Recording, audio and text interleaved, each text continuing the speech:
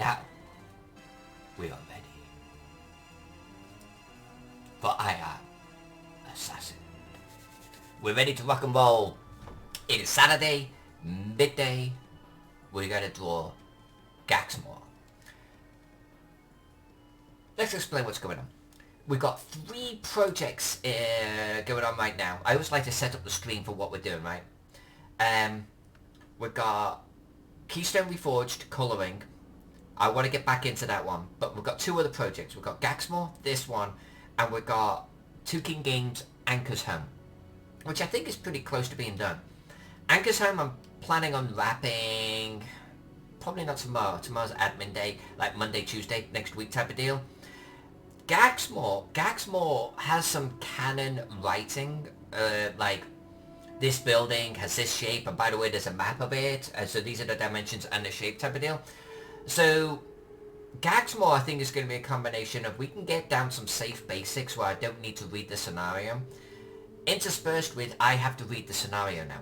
I have to read this location now. I have to understand if this location has anything that needs to be on the map. But we're not at that stage yet. When we do get to that stage, I'm going to have to like take an evening off from drawing Gaxmoor while I read about it, so I can plan for the next session. But we've still got some safe things to do. Gaxmoor appears to be on a hill, so we can draw the hill all the way around. I'm probably going to actually do it a little bit different than the core, the original book had, because it was very the shape of the city, so it was a hexagonal hill. I think I'm going to maybe deviate from that just a little bit and make it a little bit more visually interesting. So that's the first thing. And we'll talk about that today because we're going to do it today. The other thing is we've got all of like these lakes, these streams, these forests, you know, we've got all of this stuff around Gaxmoor that aren't buildings, that aren't locations, they're just part of the topography. We can safely do those, right? So that's where I'm going to focus today. And I phrase it with framing Gaxmoor, right? Because this is the stuff around the city. This is the stuff that is our canvas. We're drawing our canvas, and then we're going to start putting our details on. And those details are going to require that I open up the PDF, read through a section, make sure that I understand what needs to be drawn, and then we draw it. So I'll probably then draw Gaxmoor every other day, maybe for the rest of the year, until we get into colouring. Colouring, we can then sort of blast through it. That's kind of the plan. So I'm going to do 3 to 4 hours of Gaxmoor today, okay? We're going to do a nice stream today.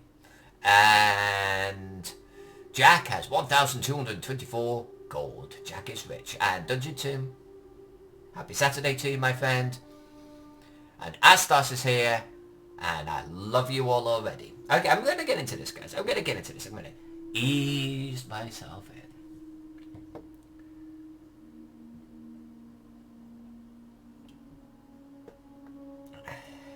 Alright. How is everyone's weekend going thus far? How is everyone doing?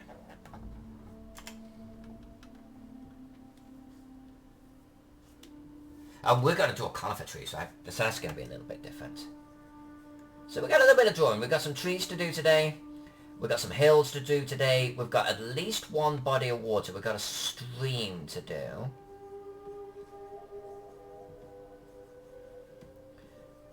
So these are the main focuses for today.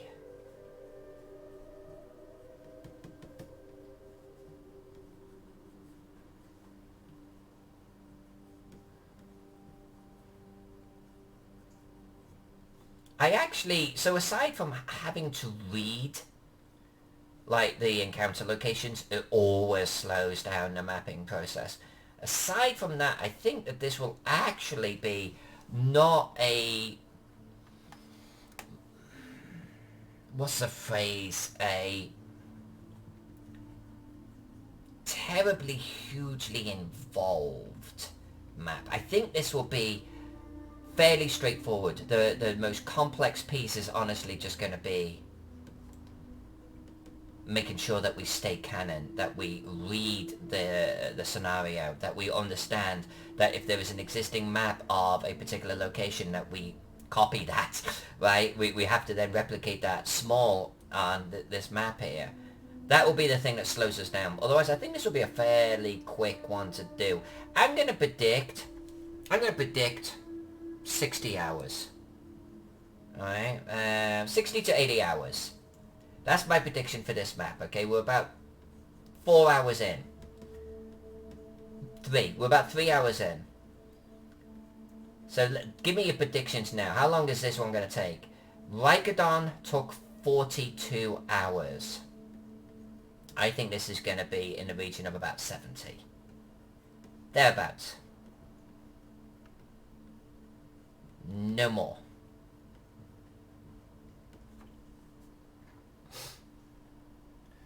Our stars has got all just done. Weekend's really starting. Right on. Hey Tom. Good to see you here, my friend.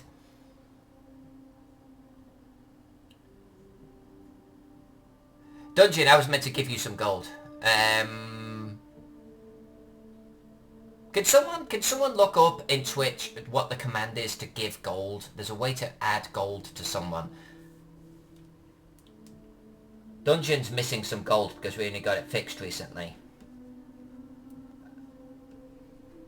I think it should be in the region of like 500 gold, something like that. Yeah, he's definitely meant to have a lot more than 6. Jack, in fact, if you're around, if you do figure out the command, you can add, you know, give him 500 gold or something. Exclamation gold, add the dungeon tomb 100. Alright, let's try it. Is that the command? Is that the command? Let's try that.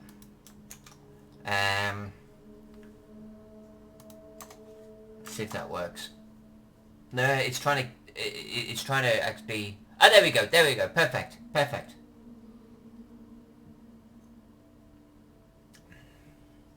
There you go, dungeon.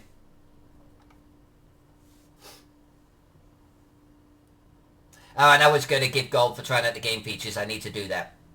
I'm going to do that on admin day, though, guys and girls. Between streams, day job, life, you know? And then I'm going to actually get into a habit on Sundays, unless we're in a crunch, of using Sundays to actually administer the stream and my Patreon and stuff. Spend a little bit of time just, you know, adding features, trying to fix things that aren't working, communicating with people, catching up with my emails. I think that's what my Sundays are going to be. Sundays are going to be admin days. Unless we've got a massive sort of project on and we're trying to, like, hit a deadline, in which case, you know, then I'll start streaming on Sundays too. And I don't know if you guys and girls saw it, but Whiskey and Paint last night, and of course I'm not streaming that right now, but I will be in the future. It was a great Whiskey and Paint. I'm working on 3 awesome projects. They're going to be fantastic, I think. I can't wait to actually start streaming Whiskey and Paint.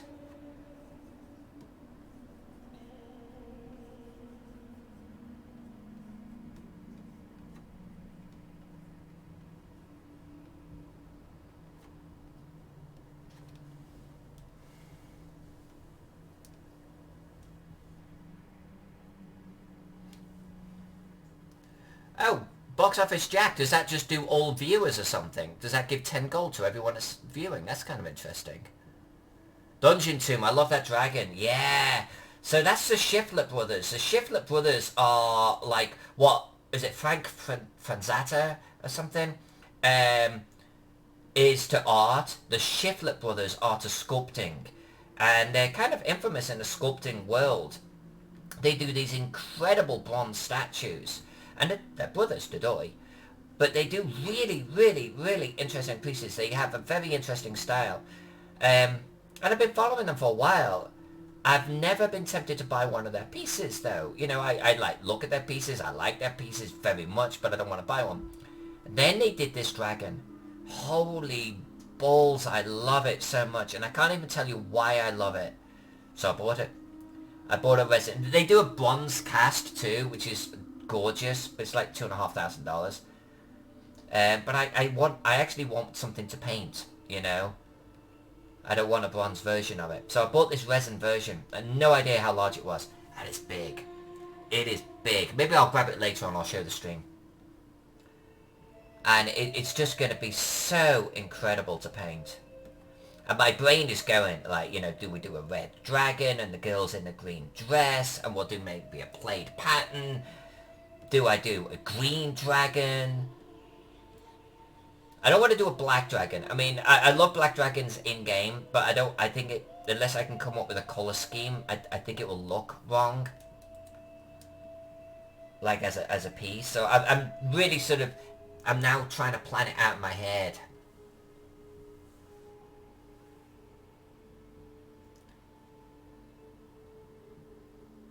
You're not stalking me, man. I mean, look, at the end of the day, Dungeon, how can I phrase this? I honestly consider a lot of the people I know on Facebook to be friends. I mean that.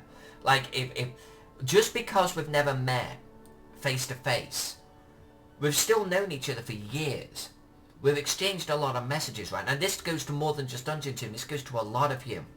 And now I'm trying to also, like, establish, like, a presence on Instagram and, you know, these other channels and everything. But my big two is here on Twitch and Facebook. Let's be honest, those are my two big channels where I do most of my talking, right? And so here's me. I'm just living my life, just doing my thing. And I've got certain people that hang out with me a lot. Isn't that the definition of friendship? Right at this point? So that's not stalking me, man. We're hanging out. Here I am, in my house, drawing a map, and you're hanging out with me. I'm sharing my projects on Facebook. I'm sharing it with friends. You know, so it's all good. There's no stalking there. I think that's the beautiful, beautiful, beautiful thing about social media nowadays. That's what I love about social media. It's like old school pen pals. Amateur hour. I mean, this future, this aspect of social media, I adore. I really do. Look at the people that I've met. Look at what it's done even just to my cartography as a professional. Look at the fact that I've, you know, met Luke Gygax. I've met artists that have drawn on 2000 AD. I know the guy that drew Halo Jones back in the day, Gibson. He's an adorable man, and I've spoke to him online. There's some iconic people that I rub shoulders with, and it's all because of social media. I mean, what? I love that. I love that. Gold Dragon? Maybe. Maybe.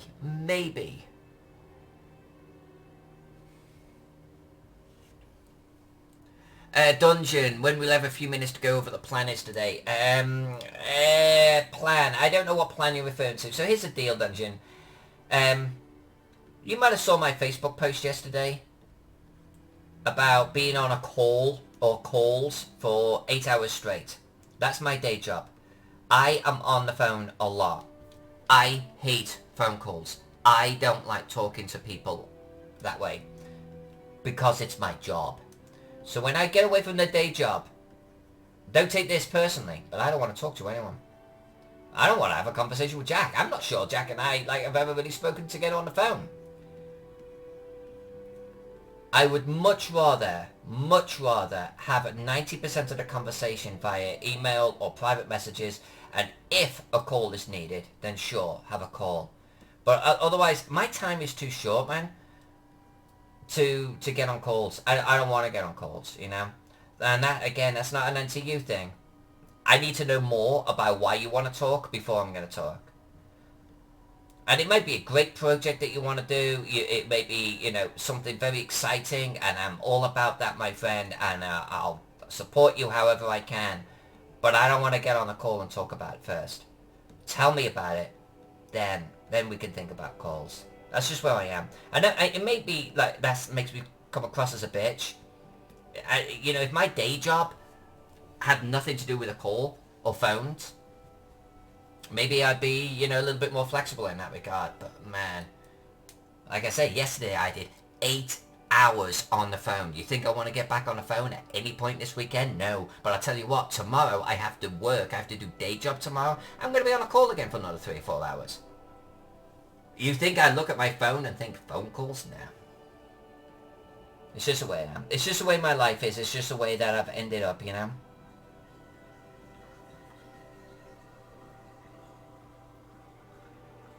I'm actually, the director for a wargaming convention here. Oh, I just drew a little happy smiley face.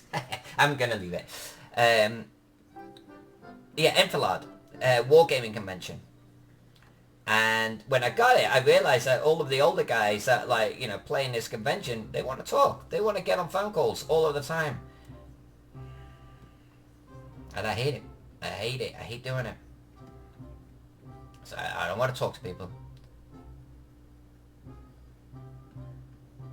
But then, if I'm going to be really sort of candid and honest too, I have a lot of people that want to talk to me about their cartography project before there is a project, you know.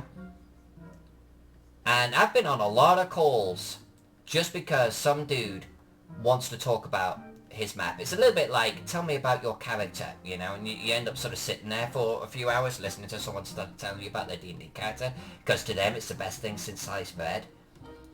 And I'm like on this call thinking everything about this call could have been done in a private message, an email, everything. But instead I'm listening to some dude waffling on for a few hours.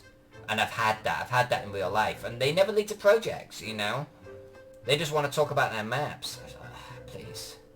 So, sorry Dungeon Team, a little bit of a waffle, but just trying to explain it, it's not personal. Tell me about what you want to talk about, and then we can evaluate if we're going to talk about it.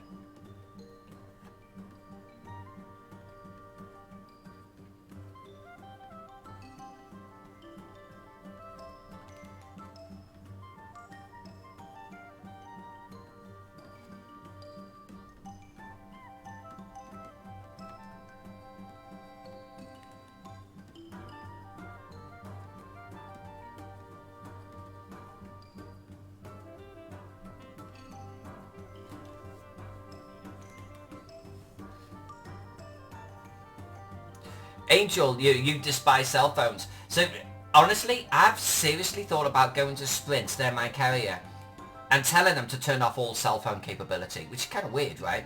I want to almost whitelist people that can call me. No one else can. It's like... And now I know nowadays it's all about, like, you know, WhatsApp or Facebook Messenger, you know. Who the hell uses cell phones anymore? Cell phone carrier. But I get more spam than I get genuine calls. So it's like, why do I even have cell phone capability at this point?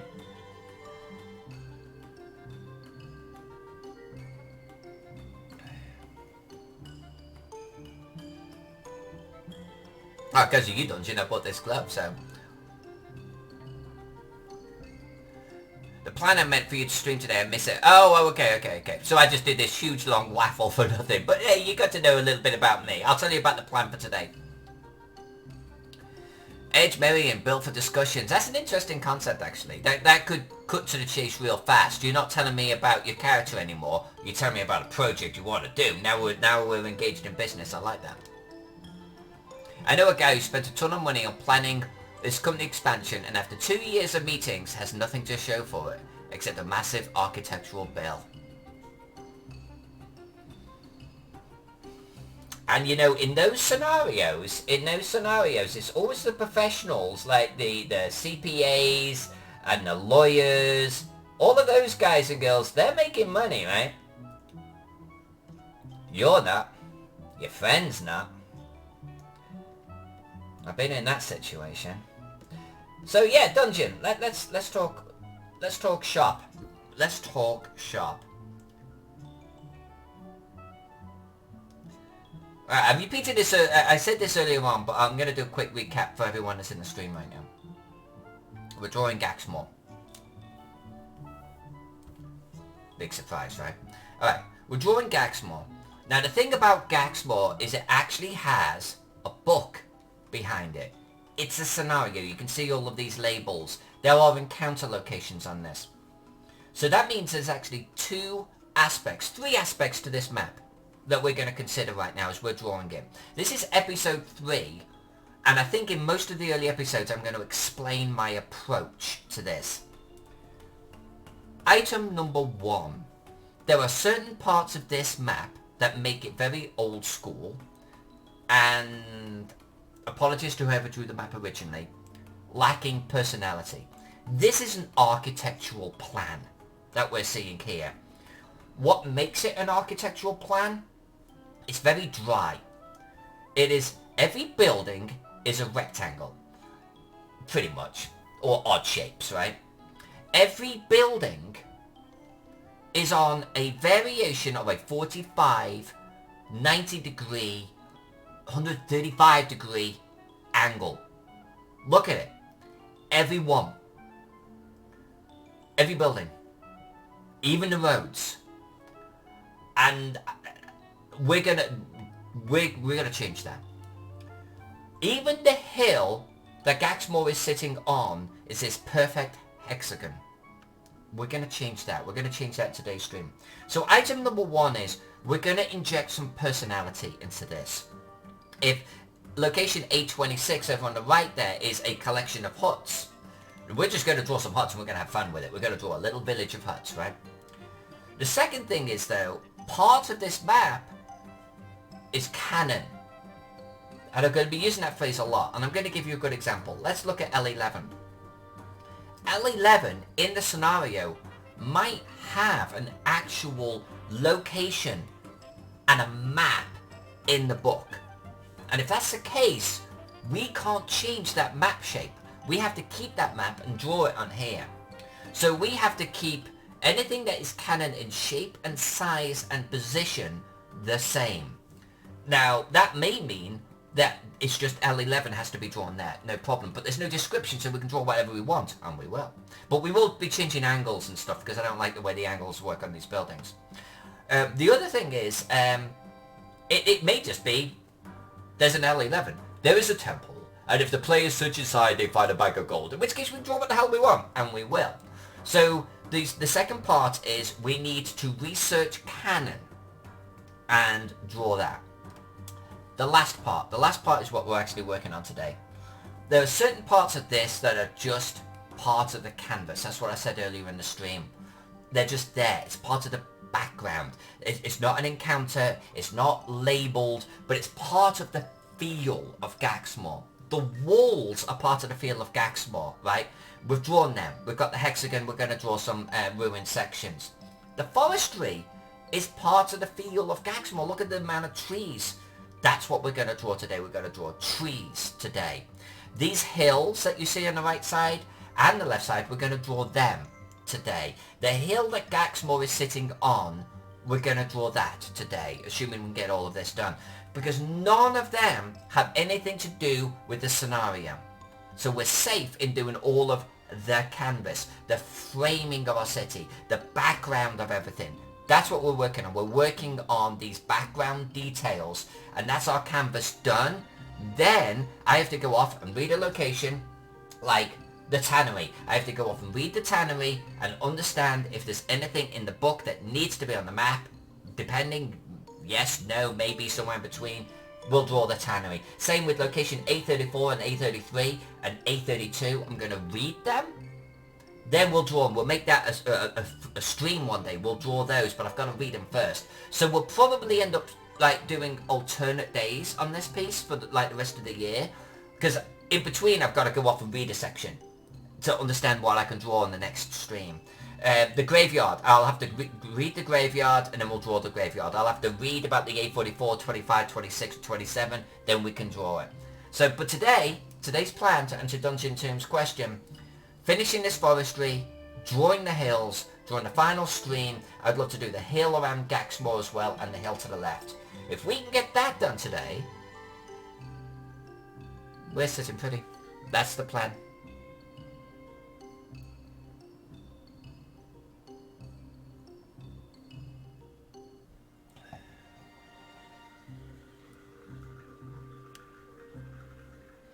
Yeah, Astos, don't be doing all of the fights and stuff yet. My admin day is Sundays, okay? I haven't fixed anything. I've been on day job and whiskey and paint. I have not sat down working on the stream. Working on stream is Sundays. Stream Sundays, yeah.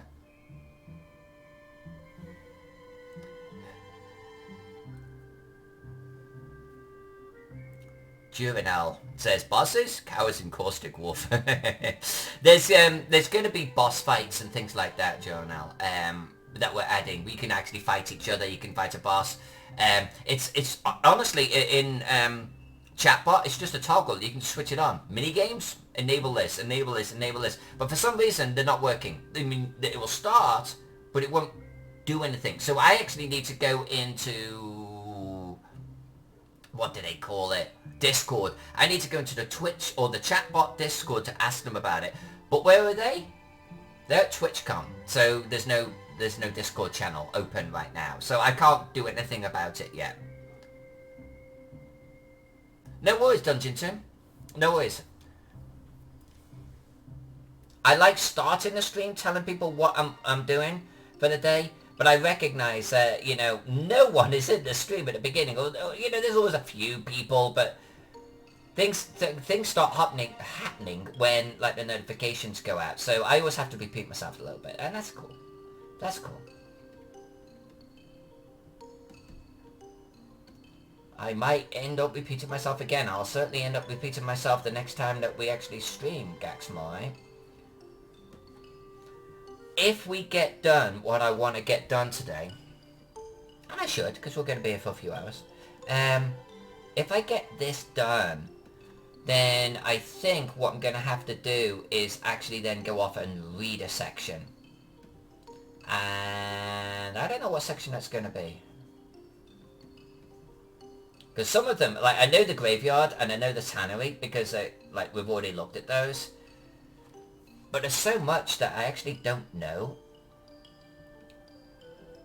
what they are, so I'm going to even just have to go off to understand what some sections are.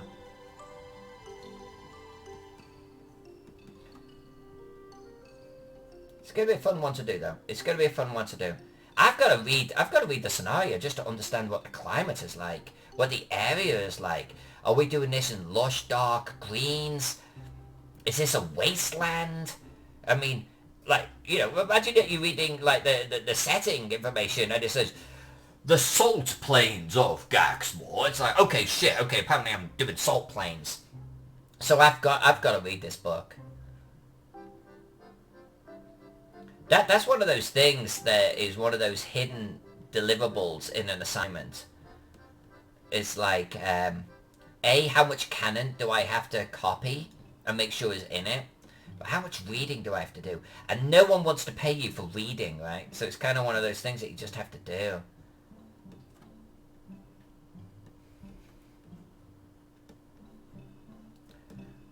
I've got a funny feeling we're all going to be very intimately familiar with Gaxmoor by the time we're done. But I promise you all this, I don't do spoilers, okay?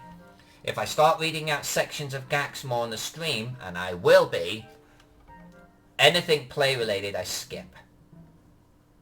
You know, so when the little description goes, and if the players go in here and they make a search check, then they could discover a secret door. I don't read any of that. So if you're going to start watching the stream to see the progress on Gaxmoor, don't worry, there's going to be no spoilers. We managed to get through Teagle without a single spoiler. Other than maybe you saw where the secret doors were located. But did you though? I'm not sure I placed secret doors on stream. I think I did that off stream. See, I got you. I'm looking after you.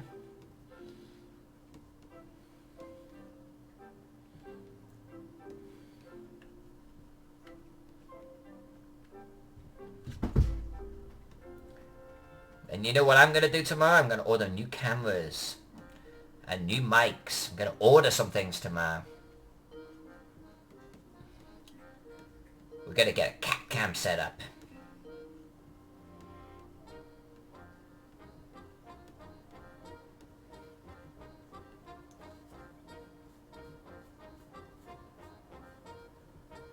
Urinal. I wish I could still do this finicky work with drawing these small tree lines, but my hands already gave up in the age of 37 doing more simple battle maps.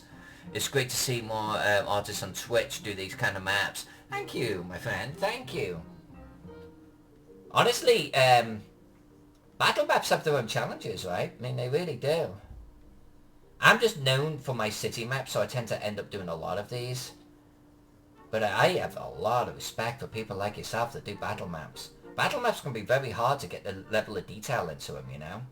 Without, like, adding a huge amount of repetition. Visual repetition. It's very difficult. I mean, in a way, Teagle Manor was a huge battle map. It was drawn at battle map scale. So it's like, I feel you. I mean, great deal of respect for what you're doing over there.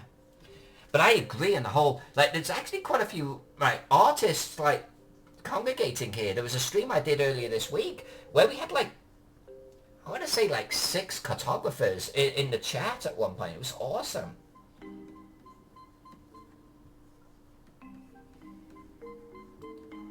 And I love it. I love doing this. I wouldn't trade this for the world. Because I'm going to sit here on a Saturday drawing Gaxmoor regardless, right?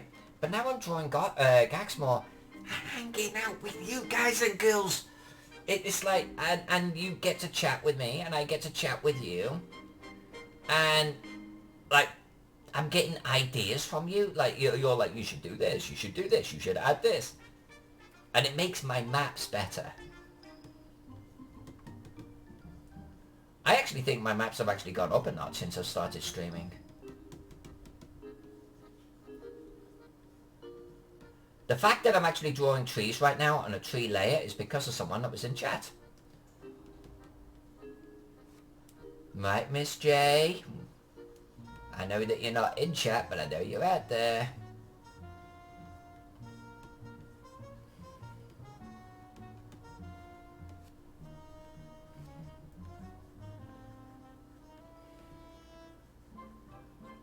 I've made this comment before, but look at the original tree line. Look how it was done.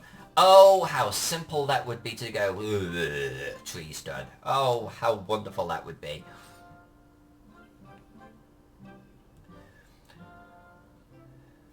Juvenile says, yeah, you also need ways to inspire the players and make the areas big enough. One of them I know personally, he's grown pretty big.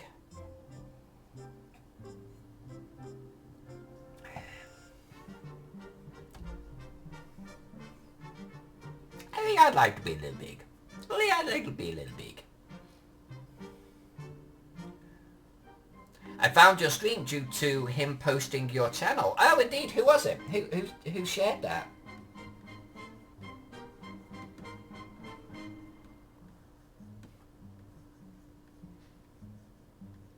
I'm wondering if it's a mutual friend.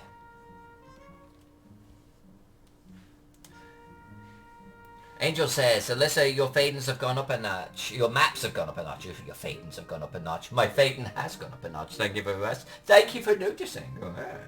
But no, seriously, I think that they have to. I think that they have to. I think part of that has got to be because we are doing a lot of maps recently, right? Twitch actually keeps me honest. Twitch forces me a little bit more not to have one of those, oh, I'm tired, I'm not going to draw today. I can't. I promise people I'm going to be online. I have to. So it actually encourages me to actually do more mapping. But also, I think, so that's like, there's a volume of mapping that I'm doing recently, right? That I think is more. And then I think the other thing is, honestly, just being in front of you all and drawing in front of you, I think it encourages me to actually be on my best behavior, if that makes sense. Like, do my best. No shortcuts, no cutting and copying. Do it properly. And I think that like kicks it up a notch. And then honestly, all of you just give me ideas. Draw an aviary. Draw a wizard's tower. You should do this. Like shit. Like there was a logging camp that ended up on the Rikadon map that I never would have done. I never would have done it. And the logging camp came from someone saying there needs to be an industry, and then that led to me actually doing a tidal water wheel. I never would have done any of that. It was because of Twitch.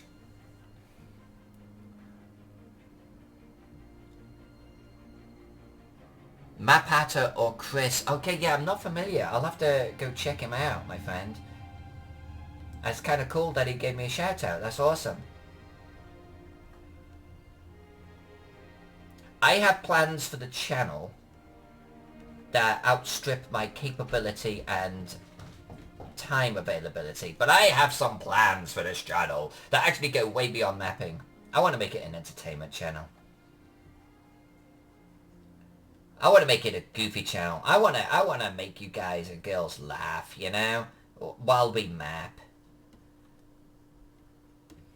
I'm going to have intros, I'm going to have outros, I'm going to have credits, I'm going to have a kitty cam.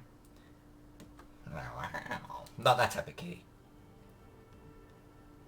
But it could be if it gets me bits. Apparently I'm easy. I actually want to get a proper green screen too. But then it starts to go into, yeah, but how big is your house, Peyton? Not big enough. I mean, I want to have a dedicated little studio. And Jack and I have actually spoken about me sort of taking over the media room downstairs a little bit. But I don't want to take over the media room, like, with all my stuff. I actually moved all my stuff out of the media room up here. Which then gets into, so you need a house extension. It's like, oh my god, I need a $100,000 extension. So, yeah. So, suffice to say that I'm now thinking about moving house. Anyway.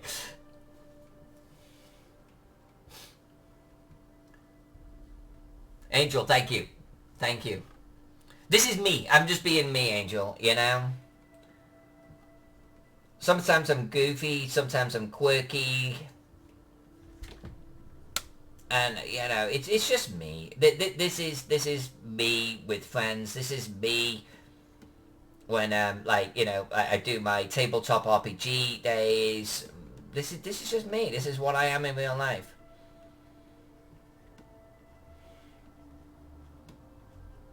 I do want to actually start, though, trying to introduce some days that are not project related. And what I mean by that is like little mapping seminars, how-tos. Because I go to conventions and I do like seminars, right? How I draw a city. We do like an hour or 2 hours of how-to. Well, like a little workshop. Why, I could do that on Twitch, right? Tell you all that it's coming down the pike. Get a few people in and do a 2-hour seminar and record it and release it as a workshop. There's no reason why I can't do that.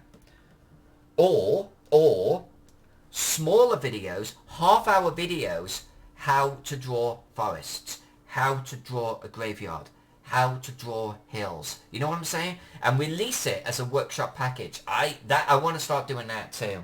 Like workshop Wednesdays. And that's what we do on those days. And do a little bit of a Q&A in like the Twitch chat. Then like, you know, edit it down. I want to get into editing on like YouTube. Give it a proper thumbnail. Bish bash bosh. Video. UNL, you mentioned the forest lumber camp, but then on the other side, what if the forest in the area were sacred and not allowed to be cut down? Right, I like that. I actually got a country in my homebrew that is filled with forests and trees, but no one is allowed to cut down anything. No, I like that a lot. I like that a lot. That I think is going to be a fourth part of Gaxmoor. Okay, so here's a fourth part of Gaxmoor. You raise a really good point. I think that there's probably a degree of latitude on this map for what's not in the book. And what I mean by that is, what if I drew a hut here? I'm going to get rid of it in a moment. Well, now we've just added a feature to this map. Something that the GM could flesh out a little bit, if so inclined. And you sort of talking about sacred trees, sacred groves, all lumber camps. I think we're going to do that. I think we're going to come back, once we better understand the named areas, I think we're going to come back through and we're going to add our own. You know what I'm saying? I'm going to do a little... by the way, Angel, we're going to add stone, the little stone circle. I think we're actually going to copy that stone circle and we're going to put it on this map. And I think we're going to put a stone circle on, like, every map.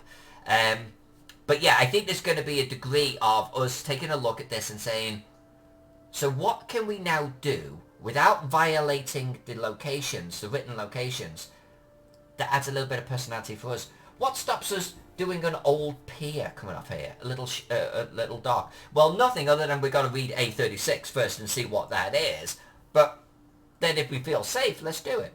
I get the impression that Gaxmoor is a ruined ancient town. It's got a lot. It's heavily ruined. I know there's a lot of undead around here. I mean, you can see that there's ruins in here. We'll be drawing a lot of ruins on this map. I think it's going to be awesome because of that.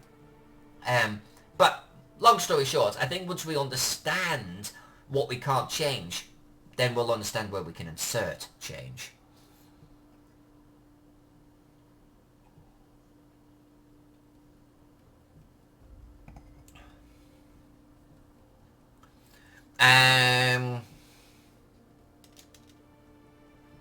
Hey Julie, you're far too kind. Thank you so much. That's seriously.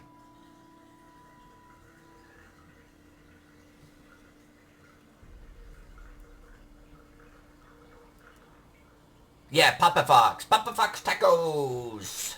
Love you, man. Papa Fox. This is indeed Gaxmoor. Look at those forests, folks. Look, because Papa's here. Papa always reminds me to hit save, so I'm going to hit save right now. Taking shape, right? These trees are going to... I think these trees are going to make this map pop. I'm kind of wondering what the underlying ground is like, though. I'm very curious about that. I am going to try and figure that out. I'm actually kind of already chomping at the bit to colour this one.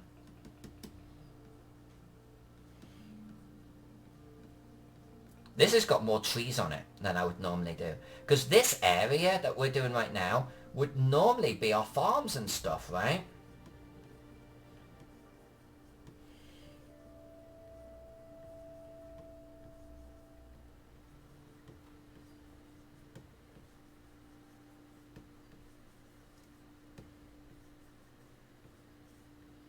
But this particular map has just got big, huge forests.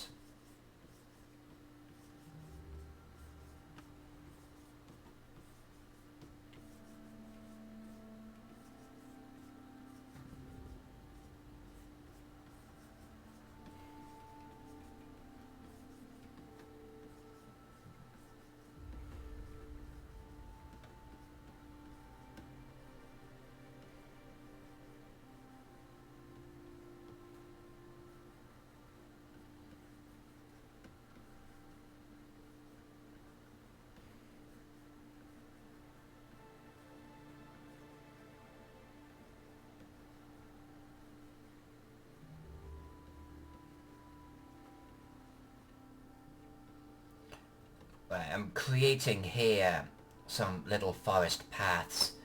I'm forcing little breaks in the huge monotony of forestry. And then, you know, we'll come back later and we'll maybe add little stone circles or druid huts or witches huts or whatever.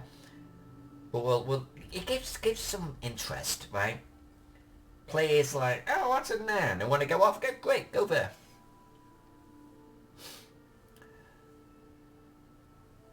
Daub. Daub, daub, daub, daub. Wattle and daub. Wattle and daub.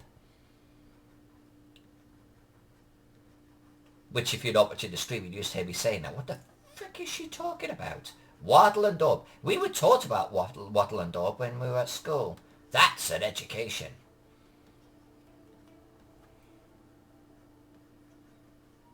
I bet they don't teach about wattle and daub nowadays, do they?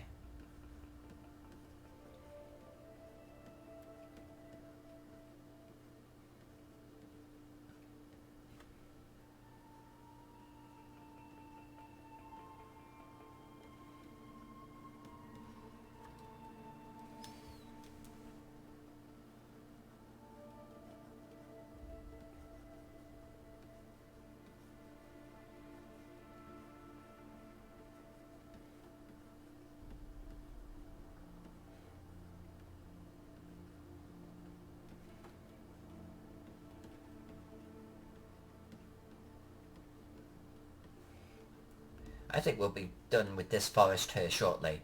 So then what we're going to do is we're going to look at the city, town, fortress.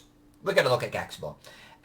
Because I noticed that there were some trees inside Gaxmoor. Now, I don't actually know if I... You know what? I'm going to change my mind. I'm changing my mind here on Twitch. You heard it here first, folks. I am changing my mother mind. I was going to say, let's draw the trees inside Gaxmoor. But actually, I'm going to change my mind on that. I don't think we're going to. We're going to let our buildings in Gaxmoor determine where we're going to do trees. I'm not going to let the former position of trees dictate where there's going to be some. Because I'm going to bet that I actually disagree. Or that we want to do a building there first. So we're going to draw buildings. Not today, but we're going to draw buildings before we do any trees or vegetation inside Gaxmoor. I mean, I already did some, you see, over here. But there's some others, just a few others. But I think we're going to leave that. We're not going to get too involved with that. We're gonna like, draw all of the buildings in this S55 area. That's a really odd-shaped building. Then we'll add some trees, maybe. So we'll come back to that. Yorno says, only learned about it a few months ago, checking medieval history. Yeah, checking medieval history, right? You learn a lot. You learn a lot of stuff. And Papa says, nope, they don't teach you about Waddle and Daub. They teach you that refrigerator boxes make good houses if you could only work at McDonald's. Hi, Demille. Say hi to Demille for me. Demille, everyone, is a fellow cartographer and also here on Twitch. Go check out her channel. She does fun stuff. She's a wonderful, wonderful, wonderful human being. She does very different maps than me, but she is a cartographer. And we need lots of cartographers here on Twitch, right?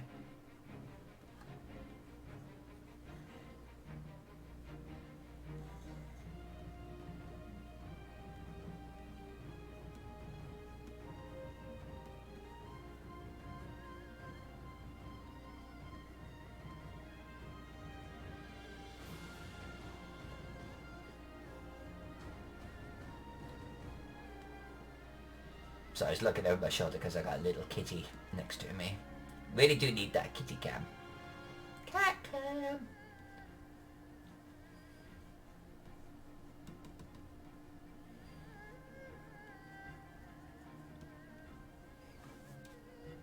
Alright, getting close.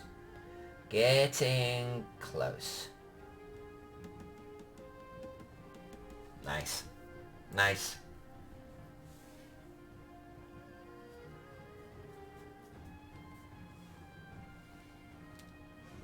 So I was thinking, I was thinking about this because I'm painting a miniature that is Gary Gygax, right? And it caused me to do a lot of reflecting on the influence that Gary Gygax has had on me. And one of the realizations that I had is because of Dungeons and Dragons, I done a lot of research on medieval history and things like that. You end up like researching all sorts of stuff, right? You end up researching South American history because you want to base something in your world on that. I mean, how many books have we all read because we've been doing some research, whether it be medieval or Aztec or Japanese. I did a lot of Greek research because I wanted to get some Greek influence into one of my games. So, and all of that because of tabletop role-playing games, for me. The fact that I've learned so much about armor parts or different medieval weapons or the evolution of weapons and armor in like that tech race, that arms race that used to exist back then in a medieval sense. All of that because of tabletop role-playing games, and that because of Gary Gygax. It's like, in a way, he like actually became part of my education, because even today, I can pull out dozens and dozens and dozens of books that I only own because I was doing research for a tabletop game.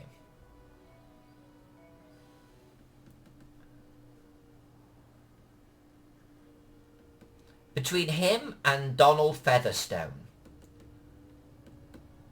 Both gentlemen unfortunately dead. It probably defines 75% of who I am. Those two guys shaped a huge part of me. So forest's done, right? We do have to do conifers, so I think we're gonna do that. Then I think we're on to hills.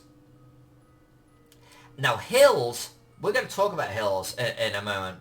But hills is one area where I actually want to... I'm going to go to my narrate layer here. You see this? You see this here? I mean, look at how kind of boring that is. And how, like, not realistic. So unless I read something in the scenario that says... The dwarves of Gaxmoor chiseled from the ground a hexagonal hill, and upon which they built Gaxmoor. I'm pretty damn sure we're not going to read that. That hill does not feel realistic to me. We're going to change that hill. And I think we're going to change that hill, because I'm tempted to actually do more like, you know, this type of shape. Like, you know, really... maybe even like this. I'm tempted to do more like that. Yeah, that's kind of where my idea is for today, and we're going to do that today.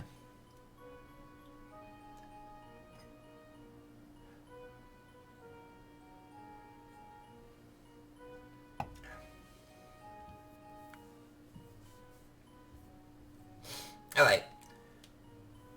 Trees. Let's go back to our trees.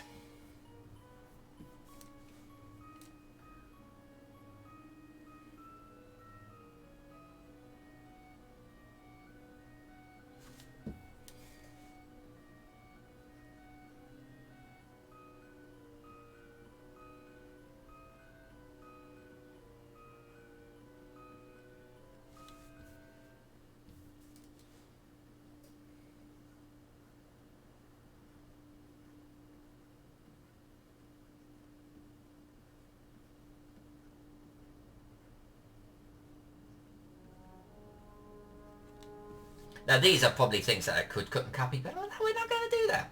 We're not going to do that, because that's not the way we work.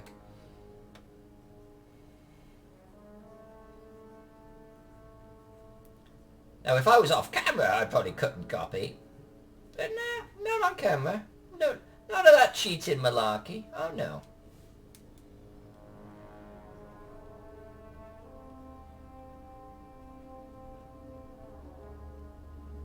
And Dungeon, I will switch to red if I'm really going to do a serious, like, narrate that I'm planning on. But if I'm going to do an ad hoc, I sometimes forget.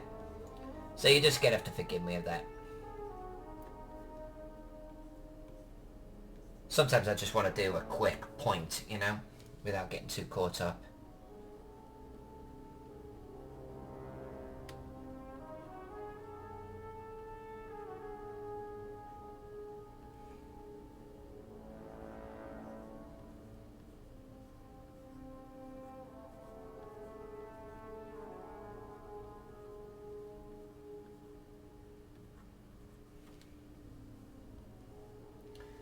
What is the water area to the west? Wouldn't a fortress utilize it? You know, let's find out. Zombie dance team leader, though, in the house. You know what I need on my stream deck? When someone like zombie dance team leader comes in, or Angel, when she comes in fashionably late, I need a button that stops the stream and just does a unch, unch, unch, unch, unch, unch. Because zombie, you definitely get one of them. Unch, unch, unch, unch, unch. Good to see you here. What is a 36? You know what? Let's just stop the stream for a moment. Whoopsie. Let's put this over here. And let's find out. Let's find out. Let's open the Lost City of Gaxmoor PDF. A36. Alright. Find A36. A stands for area, we know that because of the key in the top right corner, which we discovered on a recent stream. What do you mean, no results? Impossibles. Okay, we're getting close. I'm going to read out what A36 is. And what we're talking about is this area over here. I got a little cat that's trying her level best on the, right next to me right here. She's just being super cute. And she's looking at me with these big doe eyes. Like, love you, mama. Alright, anyway. A36. Yes, I could see you. What do we got? A36. Here we go. Oh, A36 is a swamp. As you follow the aqueduct downstream. Well, there's something that's missing. An aqueduct. As you follow the aqueduct downstream on the west, it terminates in a series of rivulets that eventually disappear into an assortment of bogs and pools. I think we'll make them more rivulets there. We're going to make it swampy. I think we're going to redraw that area. The ground is getting soft and squishes around your feet. Tall reeds and swamp grass replace the prairie vegetation, and small game trail leads off to the west. It's a swamp. Area 36 is a swamp. Notice how I'm not reading any of the encounters in that location. And A37 is known as West Aqueduct. Guys, I think we need to do an aqueduct. I think we need to draw an aqueduct. I mean, are you hearing me right now? That's twice that they've mentioned aqueduct in the A36, A37 region, and I haven't seen one on the original map. I think we need to draw one. A37. You hear the sounds of fast-flowing water bubbling up from underground pipes of the western outlet for the city aqueducts. So the aqueducts are underneath the ground. The deep stone-lined waterway leads due west. The deep stone-lined waterway, widening the further it goes. Alright, so that's A36 and A37. We're going to have to interpret that and then draw that. But it appears that 36 is definitely swampy and boggy, but there's this aqueduct thing that we're going to have to figure out, because it doesn't seem like it's an above ground aqueduct.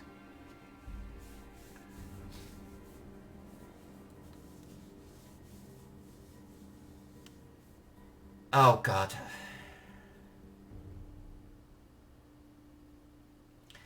Angel, I don't know if I have a pop filter. Why? What do you want me to do with my microphone? Oh, what are we doing with the microphone now? It's... I mean, I don't know, girl. It's like a $200 microphone HyperX thing that's got all sorts of dials and knobs. You want me... And it's got some kind of spit guard on it. And it's kind of flashy. What am I doing with it now? What am I changing? Thank you, Zombie. Thank you. That's very much appreciated. Total cheer 23,000. 23,000, 2,300. Thank you, Zombie. Angel, what do you want me to do with my mic? We've gone how many streams without me touching my mic? Do you want me to change something on my mic? Tell me what you want me to do on it. I'll add it to the list.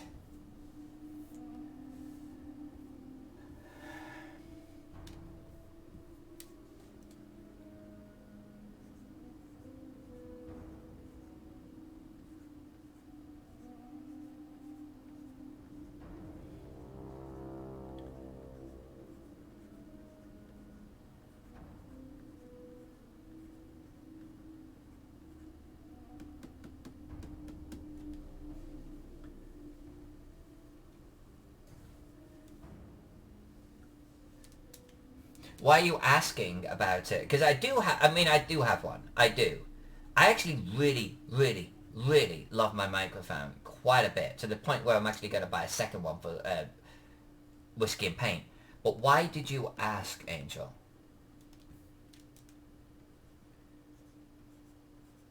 I'm just curious.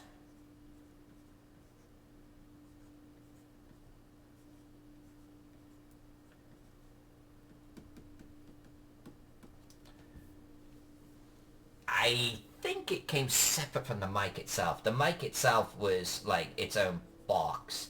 And I think the little pop guard or spit guard or whatever you're asking about, that I ordered separate for it. But it's actually, you know, the silly thing is, I actually kind of want to get it and I want to drag it in front of the camera right now and I'll go, and the smooth sound of jazz.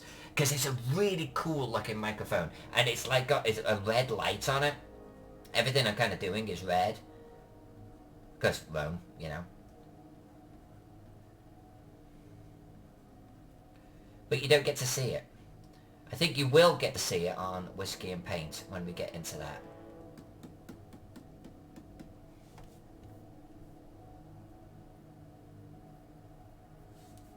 Cheers, Dungeon. Right, yeah, you're in the whole sort of when you're close. Yeah, absolutely. Honestly, my mic looks like something that should be right here in front of me. And I should be crooning into it. That's what I should be doing with my microphone. It has that look to it. But somewhere along the line I ended up like pushing it up out of the way over there. And it's kind of on its own little arm and it seems to be like agreeable to everyone, so that's where it stayed.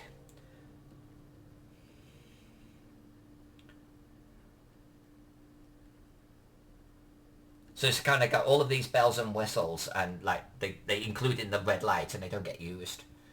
But they will. One day they will. As you watch me drink whiskey and push paint around on little miniatures.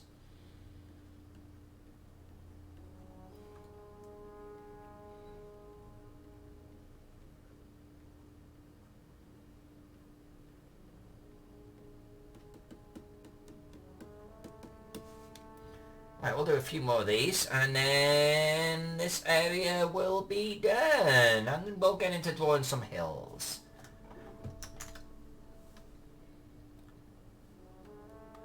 It catches some of the wind from the vowels like the P sound.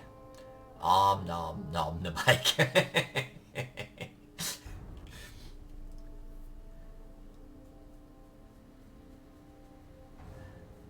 You know, Angel, mine is an arm's length away too.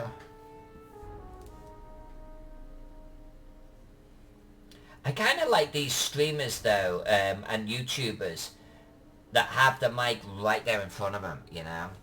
But I think that's more of when they're like they're doing like more of a, it's almost like a podcast. They're doing news about games and stuff. That like if I was just talking or interviewing someone, having a mic right there kind of makes sense. Or having a mic here kind of makes sense. I think if I was playing a game, having a mic like showing above my head wouldn't necessarily be too bad, or having it off to one side wouldn't be too bad. But I kind of like the fact that it's not on camera.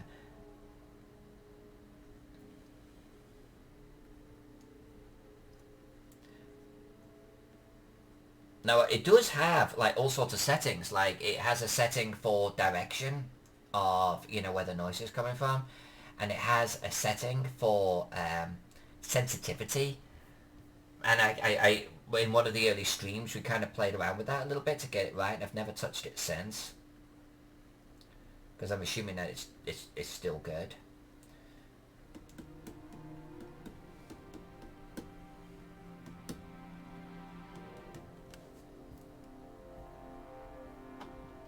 Looking good. Let's do a little bit more.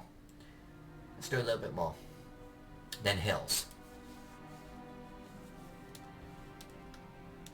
Right, there's going to be a road here, so...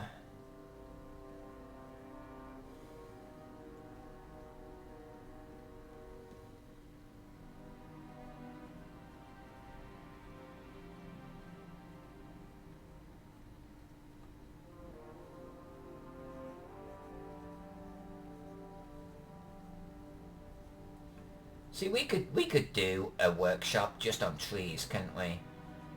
Like, at least how I draw a dead tree, how I draw a conifer, how I draw... clouds, because that's what they look like. Alright, I think we'll leave it there, because we can always come back and add some more. let's do hills. Let's do hills. Let's do it. Right, let's start here.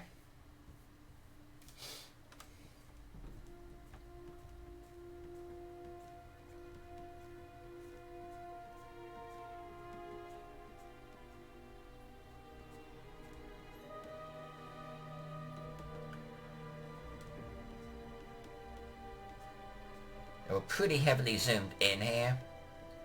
We will zoom out in a moment.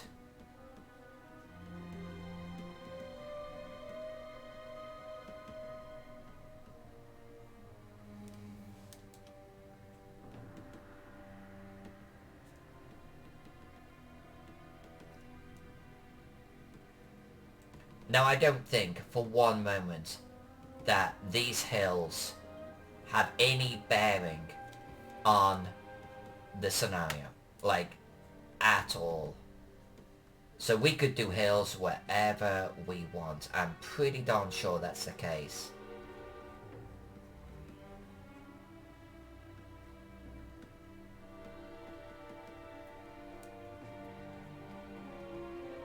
But I like to try and stay canon. I like to try and stay within the spirit of the original. And sometimes that means just capturing those notes, right? So we're gonna copy the position of the hills, because then if someone sees this map, even though we're gonna change a lot about it, they're gonna go, oh, that's Gaxmoor. They're gonna recognize the shape, and that's what we're shooting for here. So I'm gonna use the outside hills as the shape and the position where they should be, and the inside hill that Gaxmoor's sitting on, we're gonna change. And we'll do that last. How would I do a redwood? I'd probably do exactly the same that I just did with the evergreens right there, but I'd make it bigger, to be honest with you. I mean, maybe that's an interesting experiment. I've never had to draw one.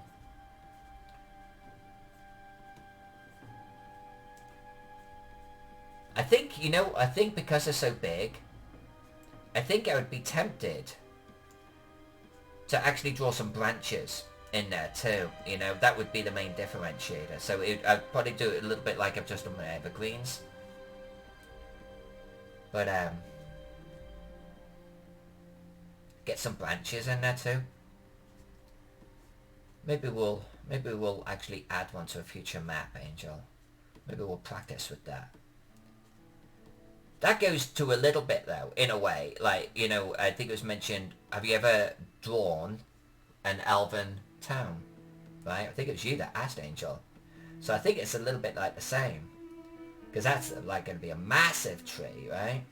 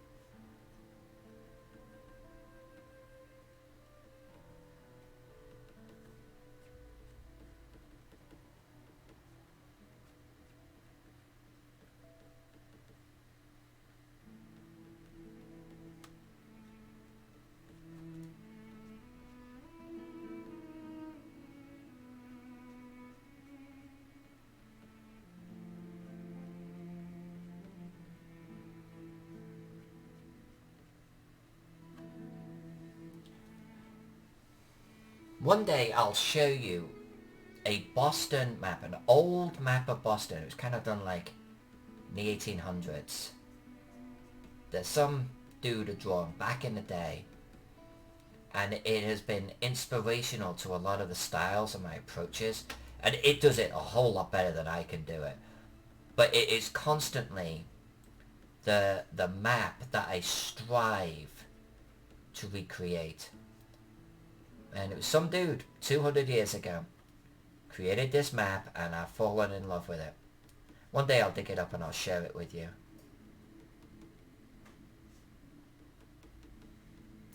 But he basically did his hills like this, just better. And I instantly fell in love with it. I instantly fell in love with it.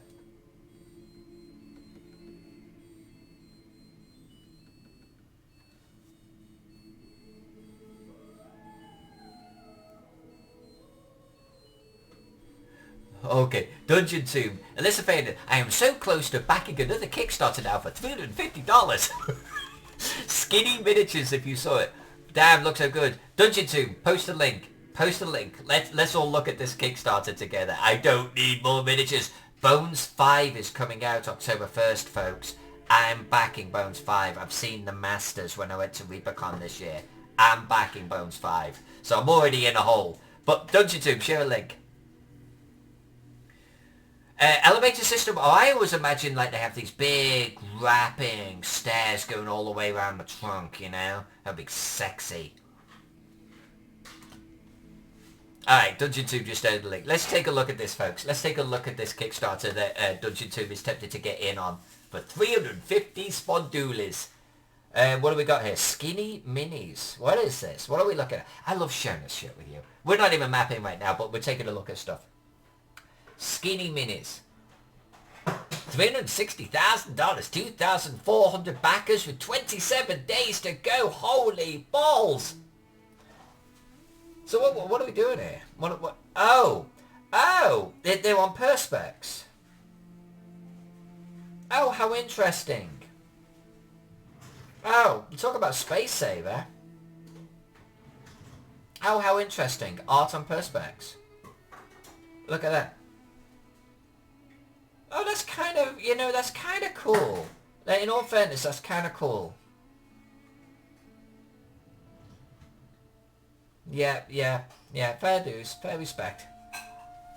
No wonder they call them skinny minis. And you could just have them in a little binder like that. That's a neat idea.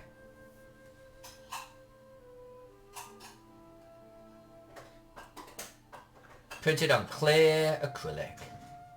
Die cut. Okay, right on. Right on. It's a cool concept. It's a cool concept. Very beautiful art. Oops. Beautiful art. Good to see them being massively successful.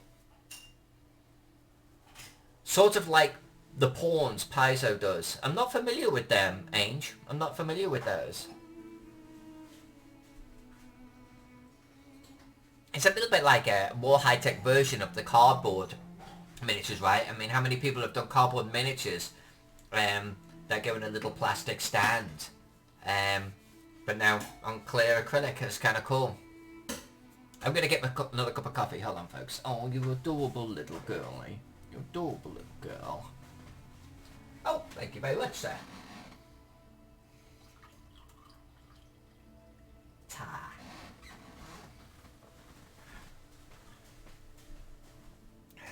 Alright, let's get back into drawing hills. The clattering in the background is Jack being a little shit and emptying a dishwasher. We have this game where... Stop clattering on purpose. We have this game where we attempt to empty the dishwasher before the other person does. And it's like, ha ha ha, I did it, you didn't. It's almost like a competition for who's the better partner. Well, every time I get on stream, Jack empties the dishwasher.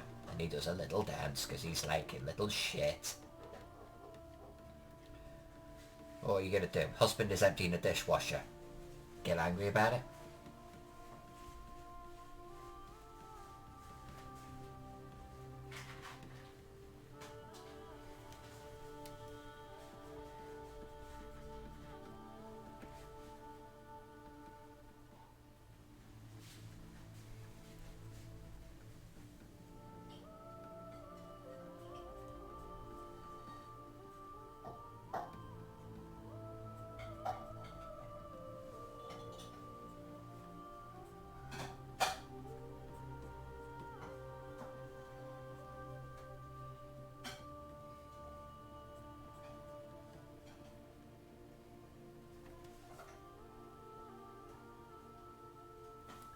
Ah, cardboard minis in the plastic stand, piezo prawns. Okay, and they used to do that. They did that years ago, though. They weren't just the piezo ones. Someone else did that. Who was it?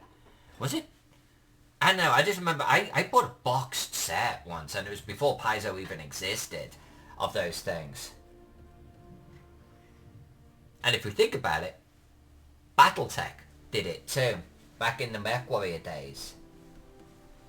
Back in that, and that's going 80s, 90s. All of the mechs were cardboard with plastic stands.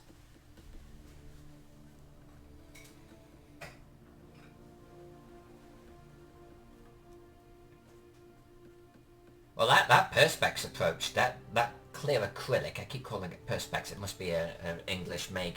But that acrylic approach would totally work well, actually, for mechs too.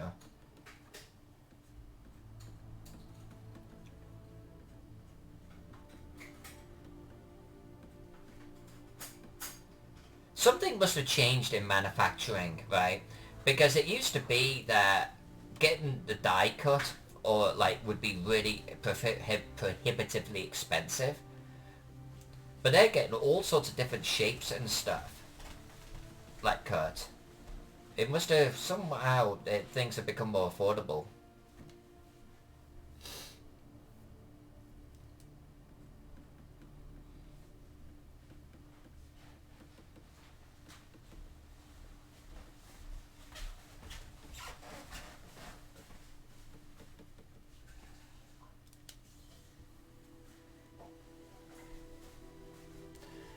Angel's never played BattleTech. BattleTech used to be one of my vices. I actually, Angel, when I give you a walk around my game room, which is still on my radar, that's one of the admin things I need to do, I'll show you my BattleTech section. I had probably most of the books and the boxed sets that they ever released. It used to be my thing. I loved the MechWarrior BattleTech universe quite a bit.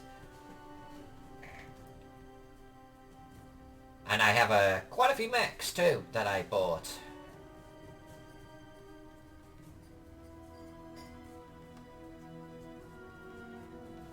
The actual MechWarrior book is like the RPG supplement. And you know, as a system it's crude, you know, it is 80s, 90s crude, where the rules are pretty rough. They are. I've thought about rewriting them for personal use a few times, using some more modern systems. Honestly, at this point, it's so crude that even using Shadowrun for the rules would be, like, better. But I think that's true, though, of the actual game itself. And I'm talking about the actual tabletop game with the actual mech miniatures. I mean, it's functional. It's functional. I think the whole thing could stand to be rewritten using a more modern system, you know, using some of the things that we've been evolving over the years, rule-wise. And then using the same system for the MechWarrior tabletop game.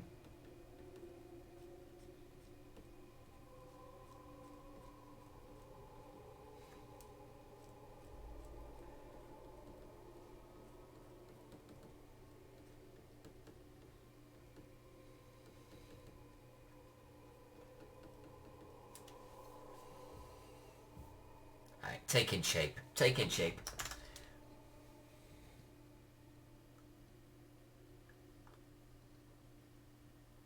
Yeah, Dungeon Tune, what happened? What happened?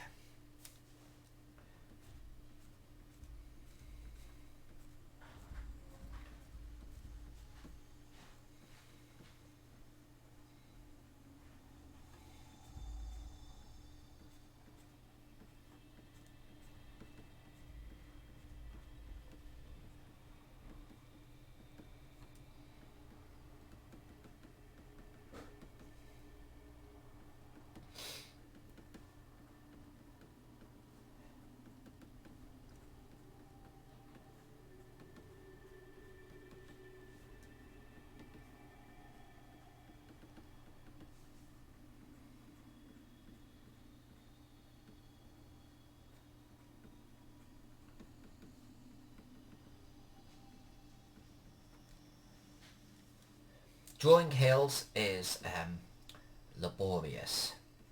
It is definitely, definitely slower than just drawing like a couple of contour lines or something. But the net result is always pretty nice. So that's why we do it.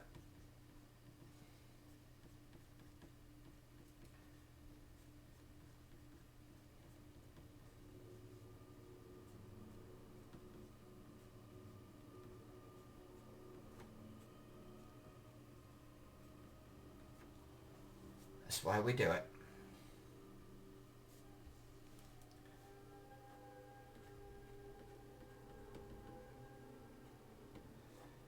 Now I do know that Dungeon Tomb is drawing a map. I hope that he hasn't lost some of his progress. That's why he wants to scream. That would be most unfortunate.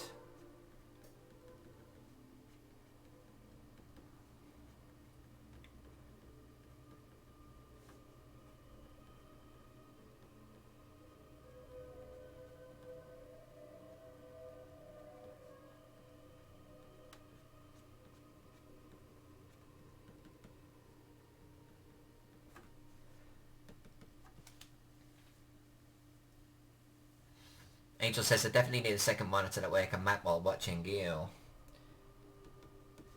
Well, that's a good reason to get a second monitor. You know, I think it used to be certainly a few years ago that people didn't really understand the benefits of a second or even a third monitor. But at work, for years now, I've had 3 monitors. And it just makes you more productive. It just does. Because you're not like min-maxing, like swapping, like, you know, apps out. You can just like change your glance from one monitor to another. I love it. I love it. I would never go back down to one monitor. Even if I had a super wide gaming monitor, I'd still have a second monitor off to one side, you know? Dungeon Tomb. Suddenly when you look at the Kickstarter, I lost all sound. And I tried to find out why. Just to find out, my dog has pushed the switch on the TV power line box with TV and sound speakers in the living room, but also my computer speakers was on that. So I didn't hear a word you said about that Kickstarter I linked. Sorry about that. In a nutshell, I think it is a rather excellent idea. I think they're beautiful. And we started to talk about the Paizo Pawns, the card version. We started to talk about Mech Warrior, because the old Battletech game had the mechs on cardboard on plastic stands, and that's what it reminds me of. It's just a pretty version of it. And I thought that they looked very nice, and I thought it was a brilliant idea. And then I started to talk about the fact that costs must have come down a little bit for die cutting, because I got all of these different shapes and sizes. And yet it's still become affordable for them to do, which is kind of cool. So I was just, you know, basically thinking, yeah, that's a good looking Kickstarter. I'm probably not myself going to back it, because I like, you know me, I like physical miniatures. I'm a miniature collector. That's what I am. I am a miniature collector. It's not even an elitist thing. I like collecting miniatures, and I have done ever since I was in my teens. And that's one thing actually I'll have to show you when I do my little walk around my game room area. I'll show you my miniatures collection.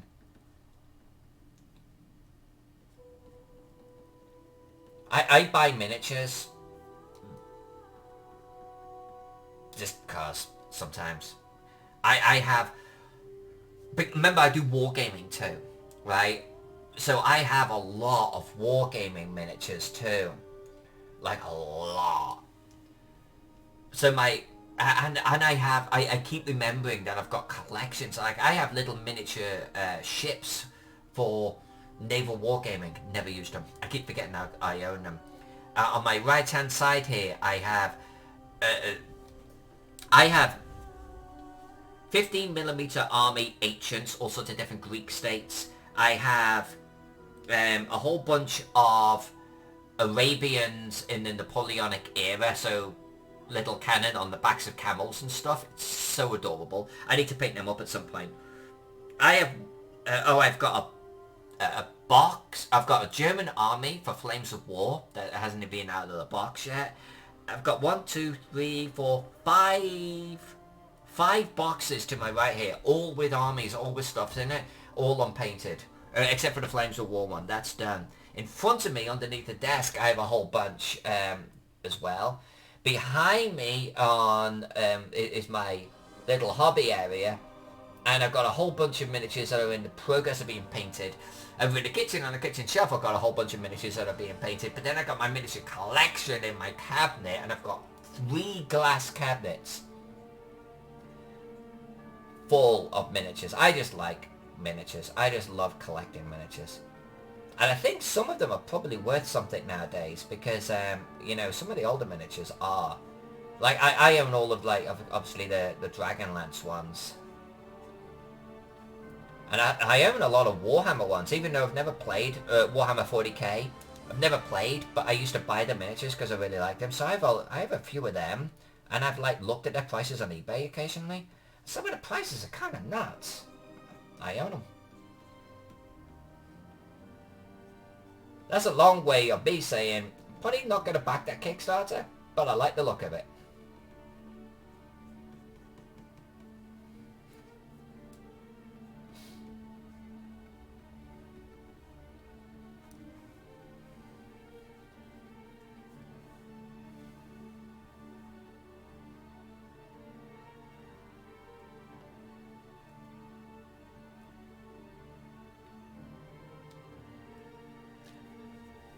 Angel's most prized miniature is Elminster. Very nice. I don't know if I have a prized miniature, because I don't really pay much attention towards what's sought after and what's rare, etc. I have it or I don't, because I bought it or I didn't, you know? But that's kind of cool that you have that. Now I have recently started buying original boxed sets, you know, like the box set of Dungeoneers or the box set of Thieves or the box set of Fighters from Citadel back in the day. I have a few boxed sets of those now.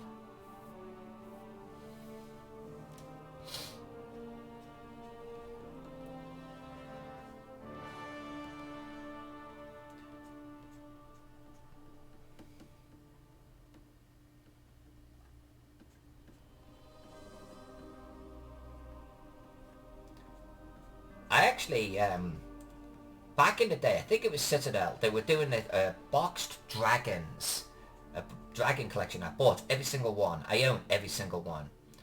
But I recently bought a couple of them still in shrink. See, like a lot of guys, like, they collect, like, you know, the books and the rules and stuff. Like, I own a copy of Chainmail, for example. But miniatures is what I really like collecting. Plus the books can get crazy. The books can get like nuts. I've watched guys bidding into the multiple thousands for a boxed set of something, you know. Miniatures never get up to that. Dungeon Tomb. I have the second Valpartha box set. Valpartha, I think is the word I'm looking for. Forgotten Realms. Right on. Angel Riley buys minis.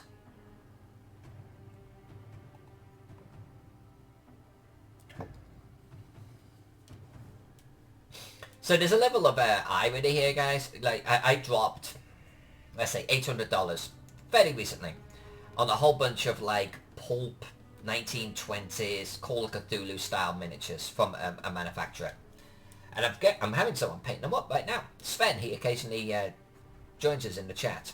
Why am I having someone else paint for me? Time. And Sven's a pretty good painter, so it's going to cost a lot of money to get these miniatures. And Call of Cthulhu, I never use miniatures, so it's like, so why am I doing this?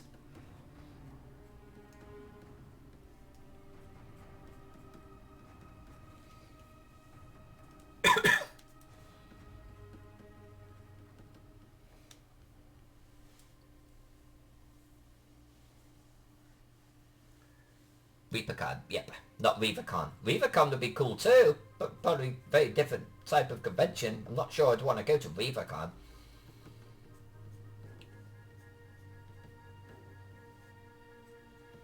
Come out wearing someone else's skin.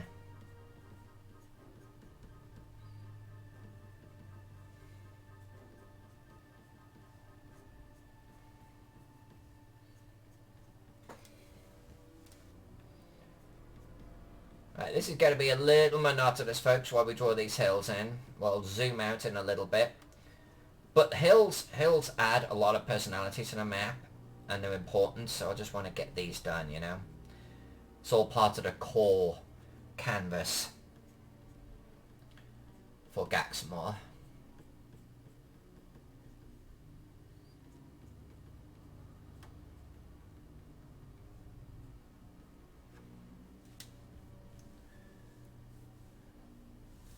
Yeah, ReaverCon would be a Firefly Serenity Con. Absolutely would be. Now, if it was ReaverCon organised by Reavers, don't go. Don't go. You're not in for a good time. Dungeon Tomb says, thought you spent $800 on stuff the last con you went to. Yes, I did. I did. And I've now paid off those credit cards. Now, so what happened with ReaperCon is Scale 75 were there. And Scale 75 are just do beautiful, beautiful, beautiful miniatures. In fact, indulge me for a moment.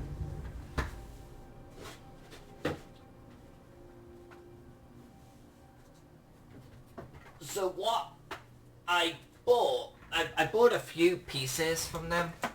So I don't know if you'll see this, but like I got Grace of Monaco there.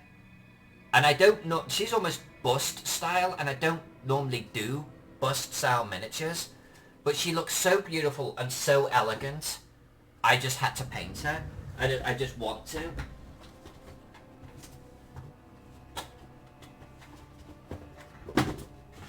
I'm throwing everything around. It's all gone wrong.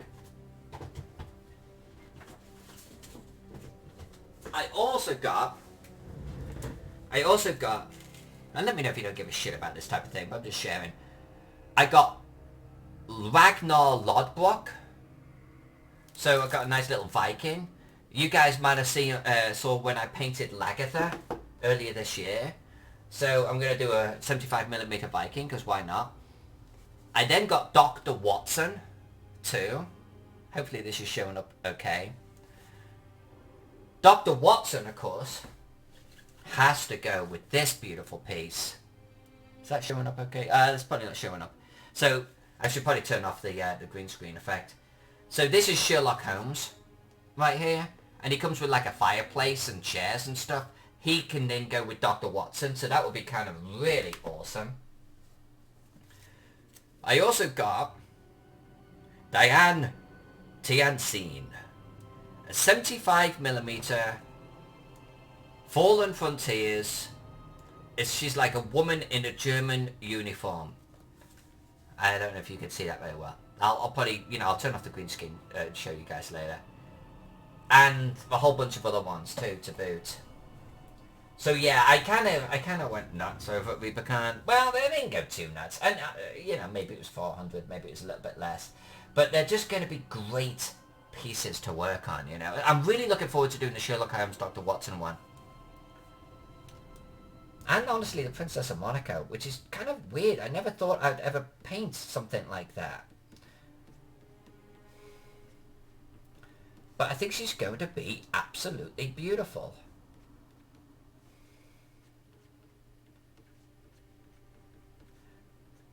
And one of the revelations I've had is I'm actually painting just because I want to paint. I'm doing it for the joy, not because I'm painting a unit of Romans that I have to get done, or I'm painting a unit of Napoleonics. And these things I like doing, don't get me wrong, but I'm just doing this because I'm trying to be a better painter and I'm trying to create beautiful pieces, My Lagatha one I actually gave away to Tim Kask. The Gary Gygax one I'm doing right now is actually for someone who is a friend of Tim Kask.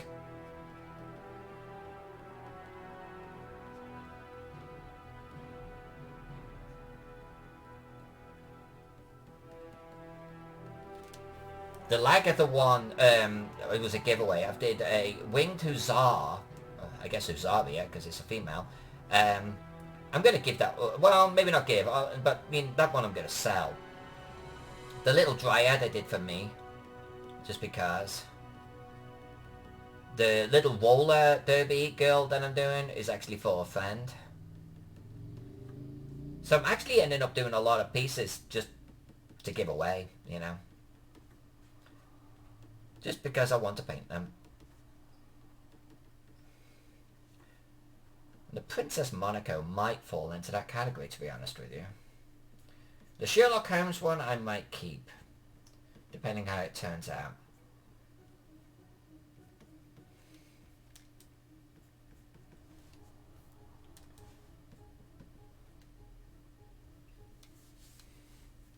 And the dragon. Yes, the dragon. So the dragon one I bought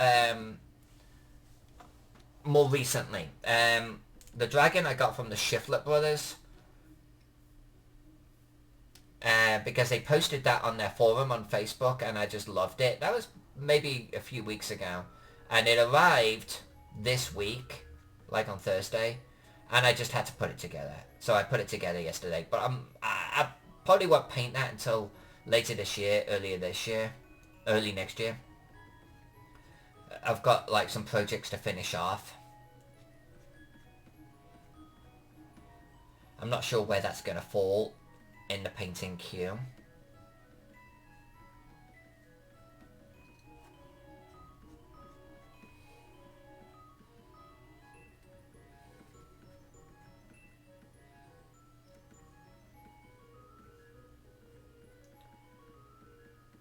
What was the other one we put together last night? Oh yeah, the animal cataphracti. The camel animal. The camel cataphracti. The Parthian on a camel. Yeah, he's going to be a good one too. I don't know, between the dragon and the cataphracti, which one I'm going to do first. I'm going to keep working on the Gary Gygax piece. My plan with that is actually to have a table of players in front of him, a DM screen, a map on the table with miniatures and dice. So it's going to be a little diorama piece, that's my plan with that. So there's a little bit of work still to do on it. It'll take a short while to complete.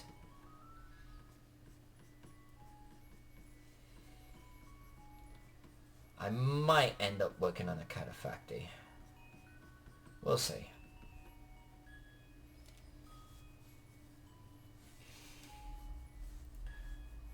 Are there Ghibli paintable minis? Ghibli? What's Ghibli? You talking about the character? Probably. You'd have to Google search. I don't know. Off the top of my head, I don't know.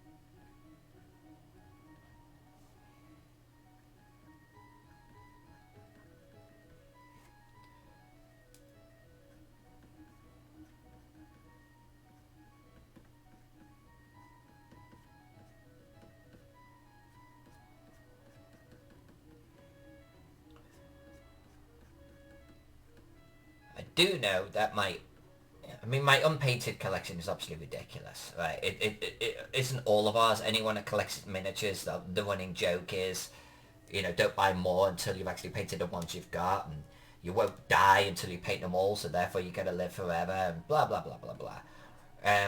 But I normally have this is what I'm working on, and my working on is normally pretty small. Recently it's got kind of like out of control. I have a whole bunch of like almost finished, like even fully painted, but they need to be varnished, and I haven't varnished them. You know, I've got to actually just start getting some off my painting table because they're done. I have a bunch of English Civil War pikemen, for instance. Done. Ready to go. And but I've just got to finish off the basing of them. So I've got to finish some projects. I feel like I'm starting or close to finishing a lot of projects and not actually getting them done.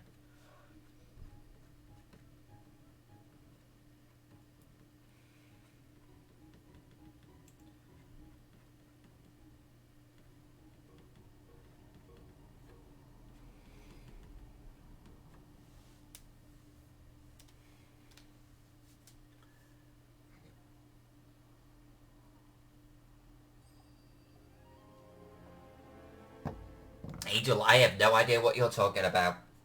You're going to have to give me a link. I literally have no idea. I've never heard of that. Maybe that makes me dumb.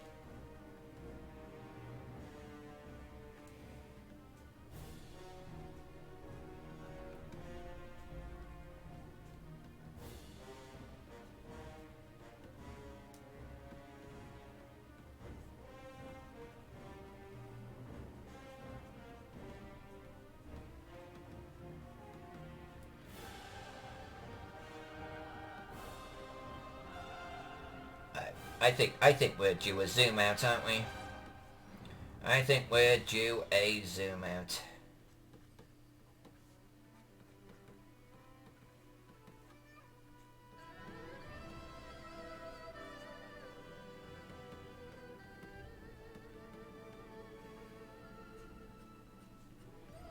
Anytime now, Phaeton. Anytime now. Would be good.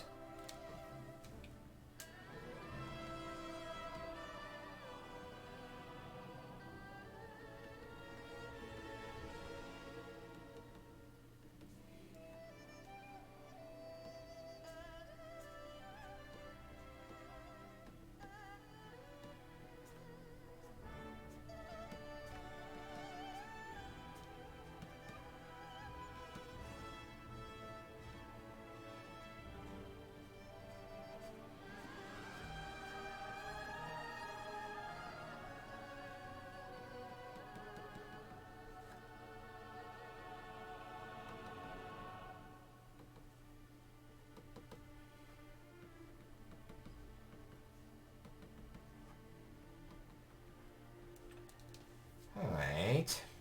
How's this looking? Let's turn off our trace layer. There you go. Look at that. Look at that. Look at that. I love the ink on paper look of this. I kind of like, you know, the black and white stuff that we do. I mean, the coloured looks really good.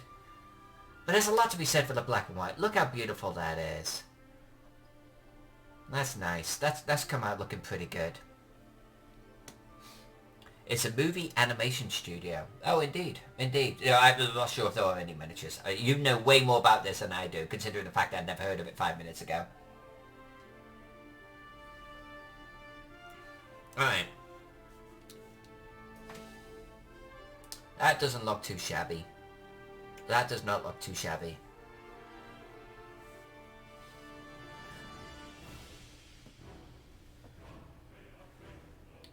So let's continue with the hills that we know about, and then we're going to work on the hill of Gaxmoor itself.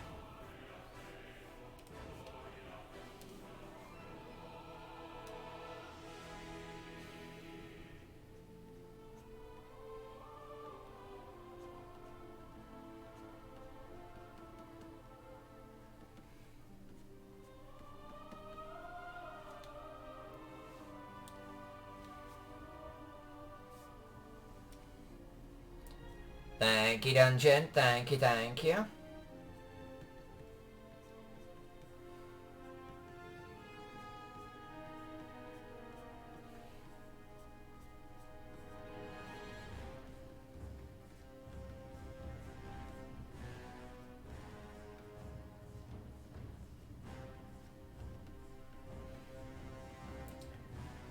actually, I just had a thought. I just had a thought. You know one thing that we're gonna do here? You know one thing we're gonna do here?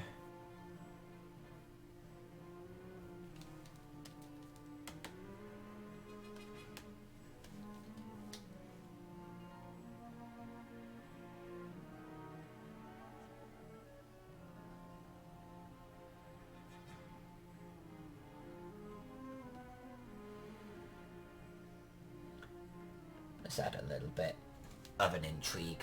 Let's add a little cave mouth.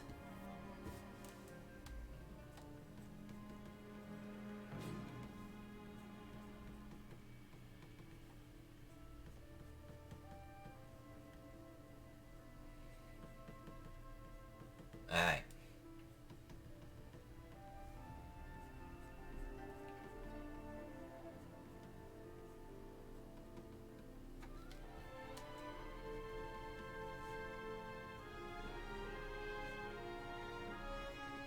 Nice. Nice. This is going to be beautiful, guys. This is going to be beautiful. I'm tempted to draw this stream, pond, whatever it is in here. You know what? Let's do it. Let's do it while we're here, okay? I kind of like the colouring that they've got on that. That's reminiscent of our Rikadon water.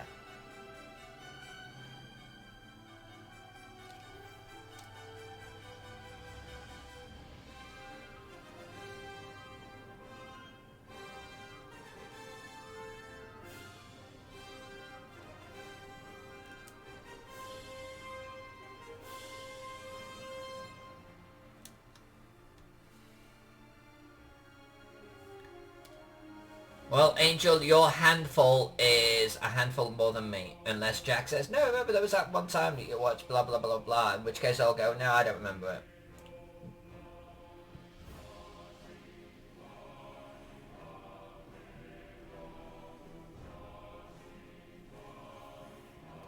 Now the reason why I'm doing this bit right now is it's actually going to be related to the contour lines that we're doing.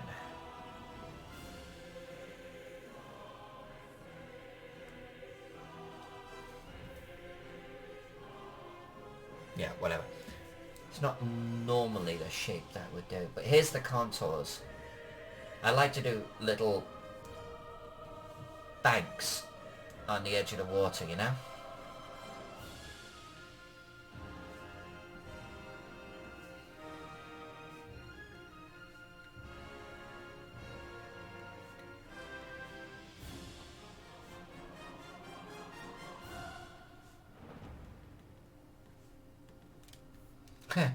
I gotta admit, I do like the black and white work. It's nice. Just these little details just make me smile inside, you know?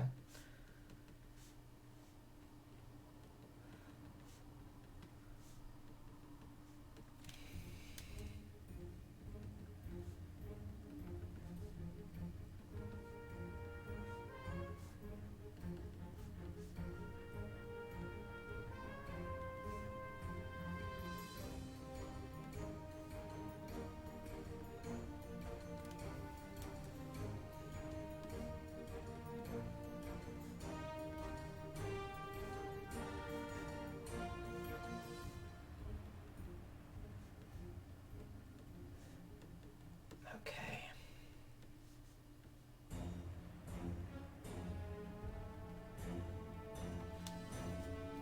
There we go. Very good. Let's not do the A17, A16 area yet. There's clearly a couple of hills there, but I actually want to come back to that because I think we're going to have the hill that Gaxmoor is on kind of come out in that direction a little bit. It looks like there's meant to be a hill here. Let's look what A3 is, shall we? A3. This is a big book, guys. If you didn't back the Kickstarter, you should try and get it after the fact. There's so much in here, it's ridiculous. Just as an aside, the Shapely Siren has a map, and this is location A7. So like A7, that actually has a map in the book, so we need to make sure we follow the map. So that's what I was saying, like every location I need to see if there's something in the book that is dictating what we're drawing. But A3, I'm very curious about what A3 is. Ah, look at this. The city trash heap. That's what A3 is. Huh. A faint trail of smoke rises from the center of a small wooded area. We're going to draw the smoke. As you cautiously move closer, you see a circle of trees surrounds a large pit. It's a pit, it's not a hill. Approximately 120 feet in diameter and at least 20 feet deep. Smoke lazily wafts upward in the breeze from the smouldering pile of rubbish located at the bottom of the pit. A pathway curves down the walls of the pit, and you believe that it can be negotiated safely with proper amount of caution. We are drawing a pit.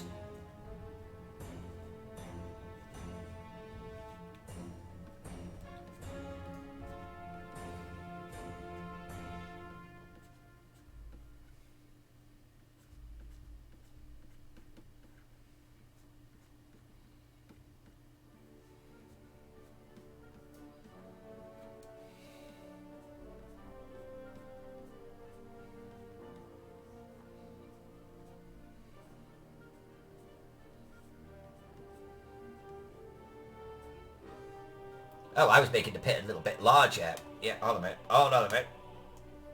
I gotta do screw dupes.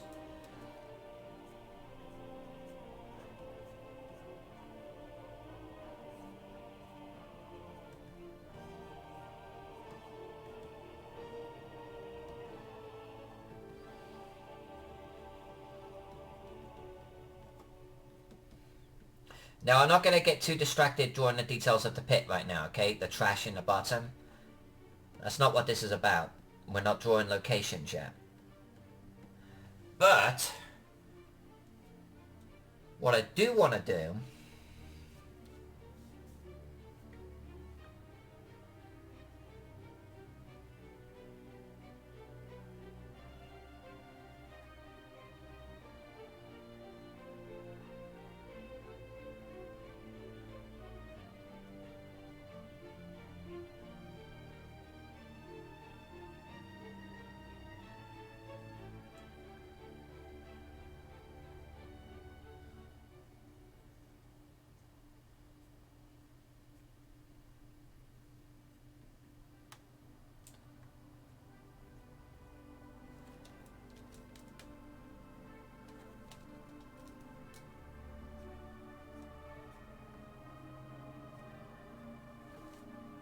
is at least get a walkway in there.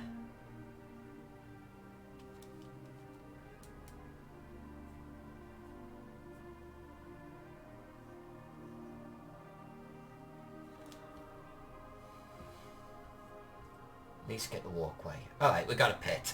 We got a pit.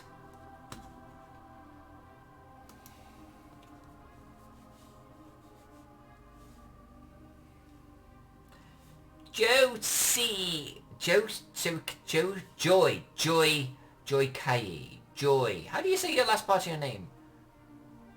Joycey. Joy. Hi, Joy. We're currently drawing Gaxmoor. This is where we're at. We're drawing hills or pits.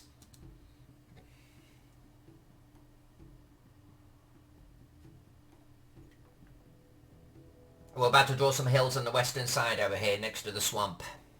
Joy works, thank you. It's good to have you here, Joy. Welcome to the stream. We are drawing Gaxmoor for the Gygax brothers.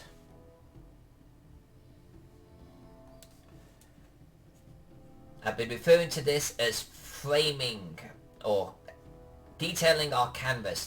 These are the bits that are not location specific on this particular map. There's a whole bunch of writing. This is basically an adventure. But we're drawing all of the bits that are not detailed in the adventure. The hills, the forests, you know, we're trying to add a little bit of personality to them. This gives us our canvas. And then we'll start doing the details for the rest of the map.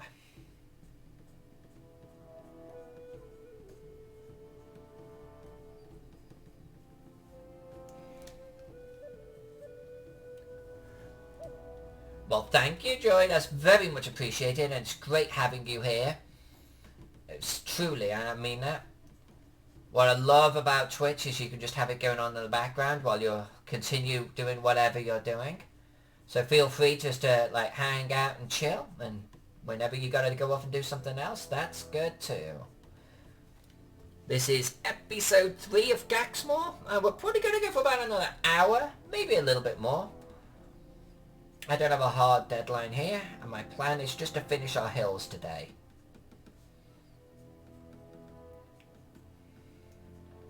Once we've got our hills done, then the fun will start. Then we'll start drawing locations.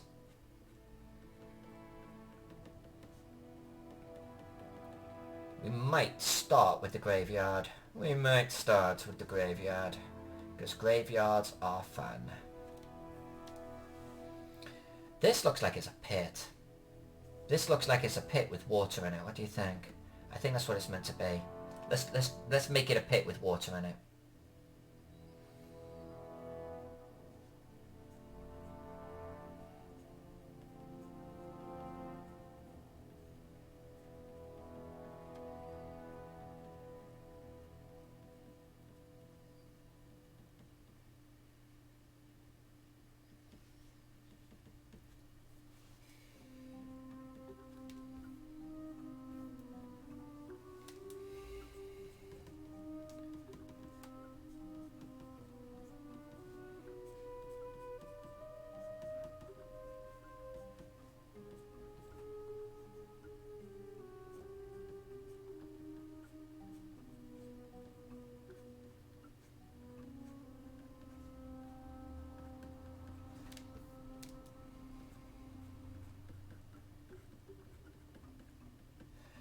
Alright, I'm not gonna get too close to the city because I've got some ideas with the city. I don't like the hexagonal hill aspect of it.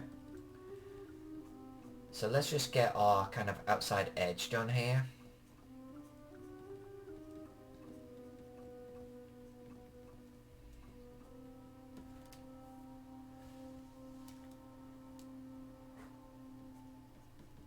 And of course we've got to do the banks of this, but I'm not going to get too carried away with that because this is a swamp. I might even soften up the edges of the swamp later. When we start coming in and we start personalizing this map for, this is like, okay, this is a good map, but we've read the location and we think it should look like this. When it comes to that stage, we might actually start removing some of those harsh lines on the swamp, softening them up a little bit.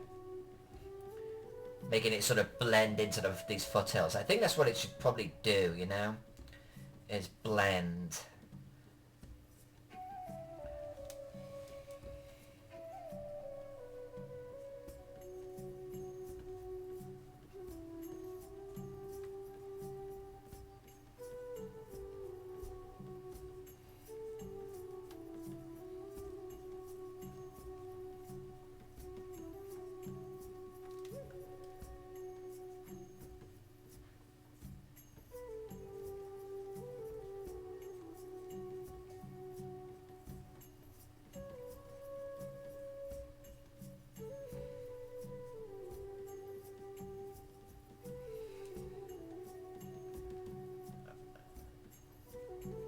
Once we get this hill, we'll zoom out a little bit and we'll take a look at the map and see how she looks. Particularly before we get into the Gaxmoor hill. Let's call it Hex Hill. Before we get to Hex Hill.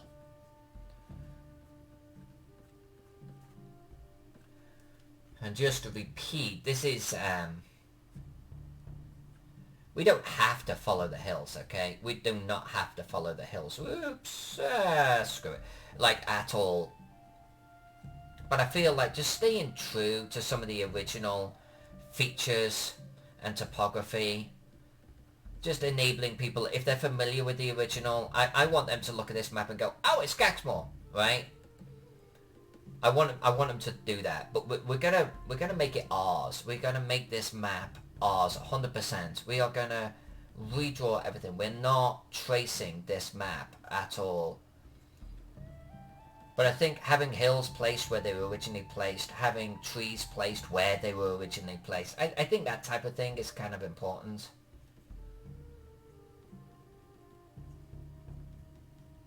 So that's kind of just why I'm doing this. It's a nod, right? It's a nod to the original. It's saying, alright dude, I like what you did. Here's my version of it.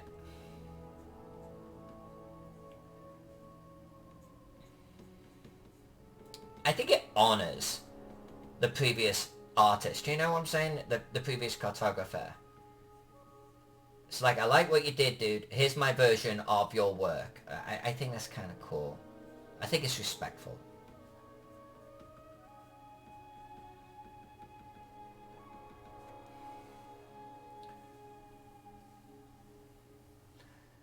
Yeah, don't worry, Angel. I won't forget aqueducts, etc. We are not at city detailing yet. We're not at that.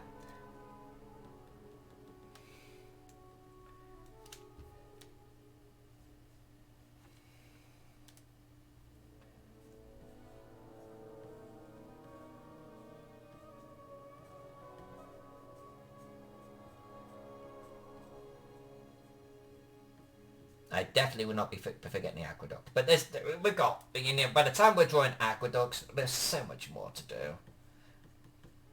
That's going to be a little bit like, don't forget to draw the city, you know. Yes, we're definitely going to be drawing the city. And that will include the aqueduct.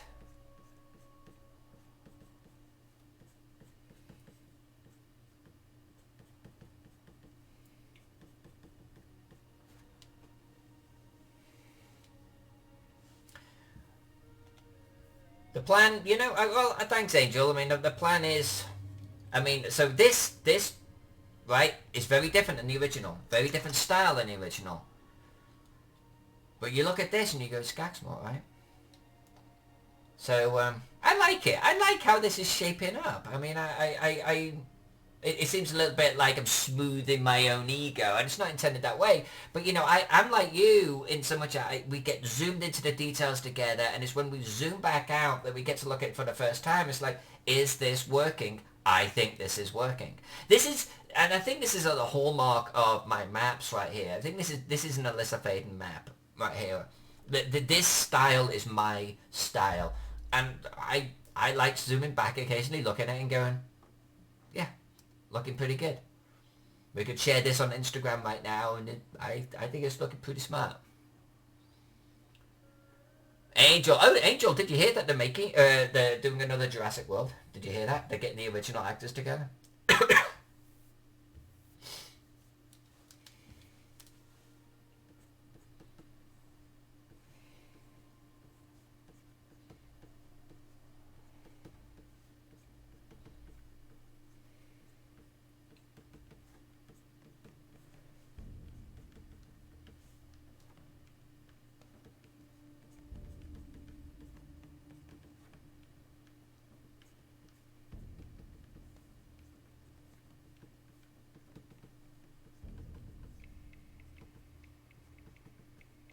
This is a big hill over here.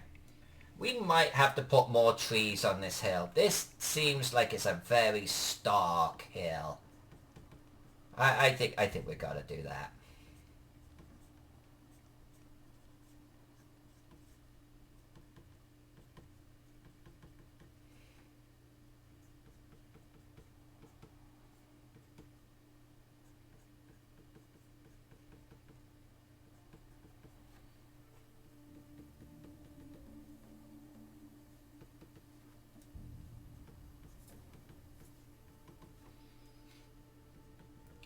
Okay.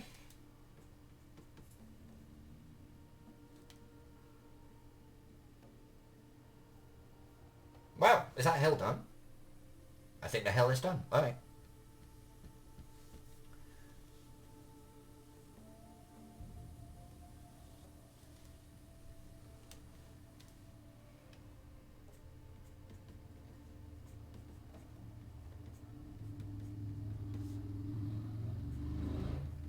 I gotta be honest with you, Angel. I mean, I loved the original Jurassic World, or Jurassic Park. What was it called? Jurassic Park. Um, it was one of those where the series just started to, like, you know, get a little bit crazier with each passing one. So my enthusiasm just started to wane. I think I've seen them all, but it just starts to wane. But then when they announce something like that, I'm like, alright, okay, now you got my attention. Because this is the original crew here, you know? It's like, well, if you're gonna go back and get the original peeps...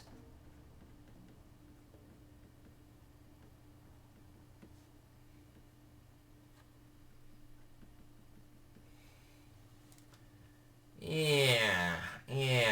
Alright, I think we have an opportunity here for taking the hill of Gaxmoor and actually bringing it out. So what I'm thinking, and let's go to the narrate layer, just because Dungeon Tomb is quite particular, we'll switch to red. I don't like this harsh, honestly, Dungeon Tomb red on this orange, I'm not sure it really shows, but okay. I don't like that. I think it should do this type of deal. I think that this should all be part of it. So I think that's what we're gonna do. We're gonna make a big hill there. I think we're gonna make that part of it.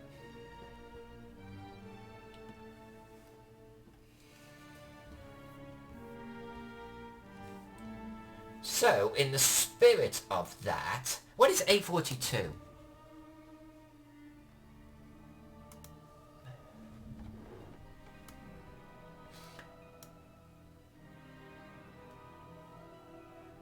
Angel really likes Jurassic World and Fallen Kingdom.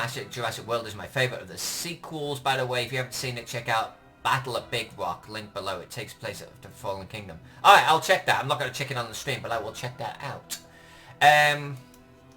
What are we doing? A42. A42. Northwestern Gate. Alright. You stand on a marvellously smooth roadway. I feel like A42 is in the wrong position. Paved with square blocks of pale grey stone. Even as you ponder on the work that must have gone into making such a road, your eyes wander to a massive portal up ahead. The twin bronze gates that guarded the city stand wide open. Battle scars mar the smooth metalwork and give testimony to the recent assault. I really do need to read this scenario.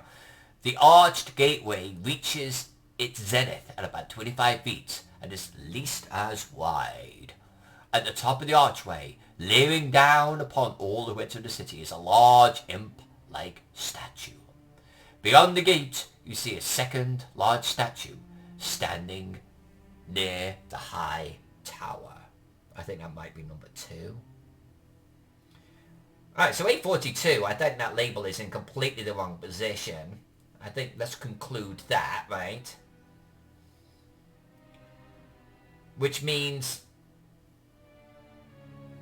A42 is next to a building that we may not even draw in that particular position, which means that we can just go nuts with the shape that we want to make this hill.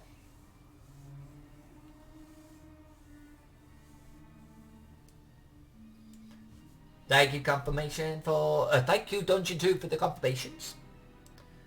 Let's do this. I think we're going to tuck in underneath the trees a little bit. So, we'll do this, that the tower is on. Then I think we're gonna...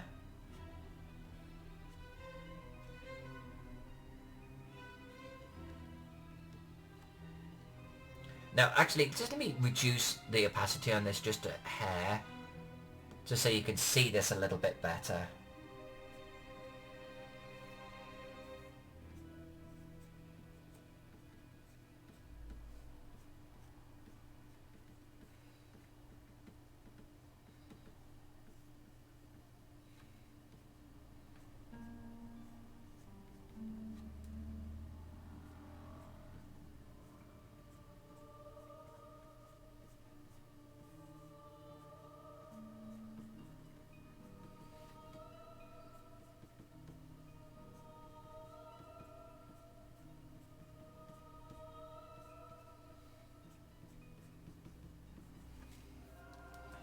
We'll kind of like, there we go, do that. Like that tree there is right in the edge of this.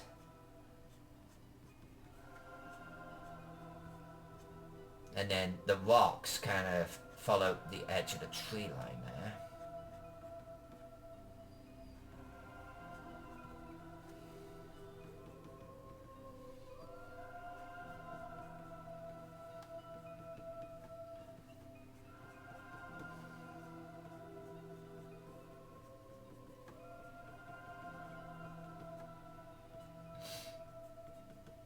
I think what we'll do is we'll do it like a crest here.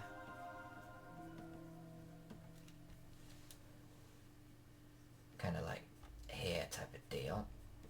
Now actually, let's just take a moment to talk about what I'm doing with these trees. I have two ways that I'm actually drawing this hill here. And I don't know if you've caught on to that. One way is I actually do a ridge line first, and then I do the little tiny almost slope coming off the ridge line. That's one way.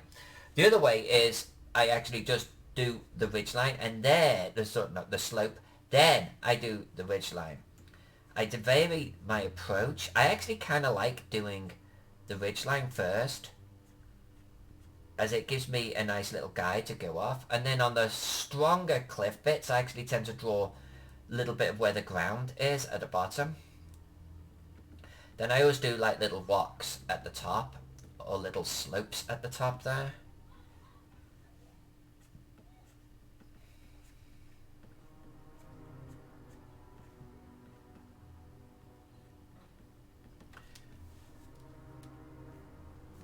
Yeah, so that means that this entire A38 was the aqueduct, wasn't it? No, 37 was the aqueduct, so what is 38? What is 38? Breach in the wall. Oh, there it is. Okay, A38 is breach in the wall. There is a gaping hole some 10 feet to 15 feet wide in the 40-foot high wall of the city. Debris and rubble are strewn about this breach in the wall. A large building can be seen about 50 feet through the wall, and past it stand of low trees. Okay, I guess they're talking about building 49 or something with the trees around it. I don't know. So yeah, that's just the breach. You don't have to worry about that. So I think if we did this kind of ridgeline effect, kind of maybe, you know, coming up into here.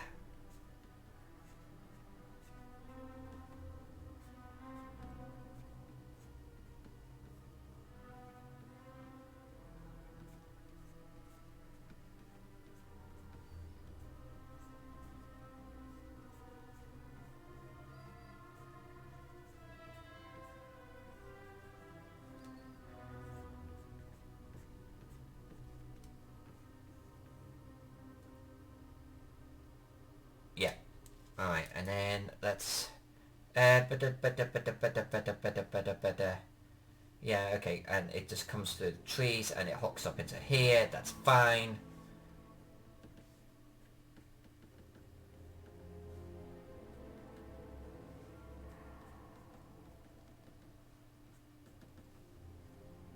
We'll do another one here.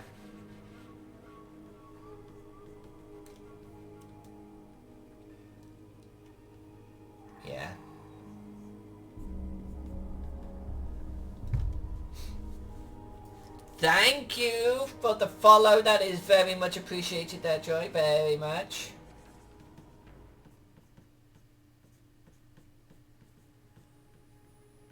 You have no idea what you just let yourself in for. I just appreciate it. Alright. So that I think is what we're gonna do. We're actually gonna bring it out again over here. We're gonna have this nice tall ridge right here. And then we'll soften it up as it comes down towards a marsh, but it'll all be rocks. And I think that's generally the approach we're going to do. Less hexagonal, more tall hill.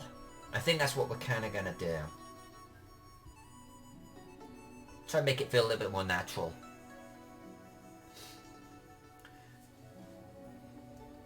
Well, shoot, if you're going to be that complimentary, you're going to be popular around here. Thank you very, very much.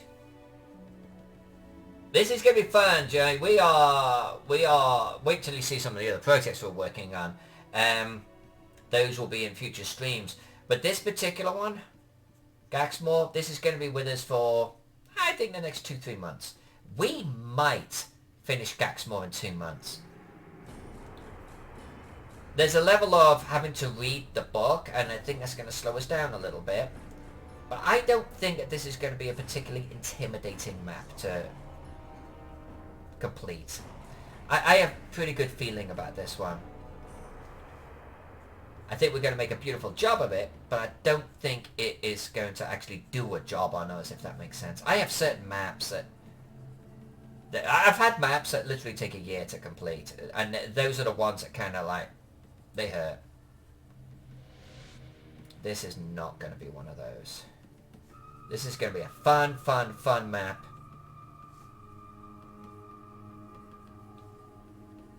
I am so appreciative to Luke for allowing me to be part of this project.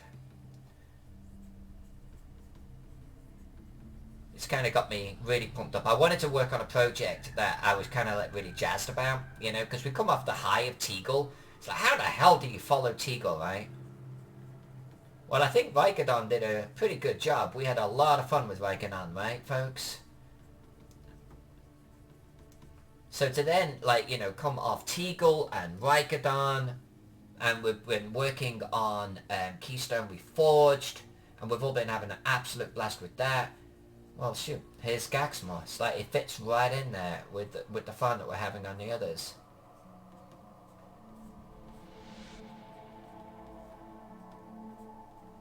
And that's what it's all about. I don't do this for the money, I do this for the fun.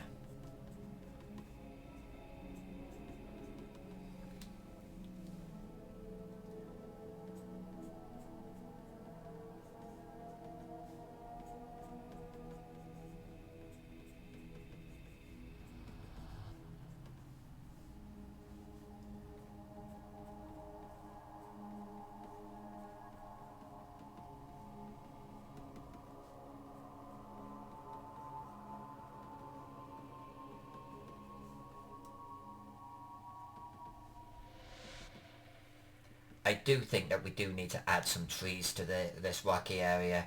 The original didn't have it, but I think that falls into, okay guys and girls, let's take a look at this map and let's decide how we're going to personalize it, you know? Let's get our basics first, and then we'll start coming in with some extra details. Angel, yes. Is the money a nice perk? Yes, it is. It is. I mean, of course. Is it nice to get paid for drawing maps? Yes. Yes, it is. I used to use it, like in years gone by, like the money, to actually fund my miniatures obsession. Like, I draw maps so I can play games. You know, I draw maps so I can go to a con and spend, like, a little bit of money on buying miniatures. But I've actually changed direction on that a little bit recently. It's like I've actually just started saving all of the money now. So I'm like, I draw maps so I can save a little bit of money.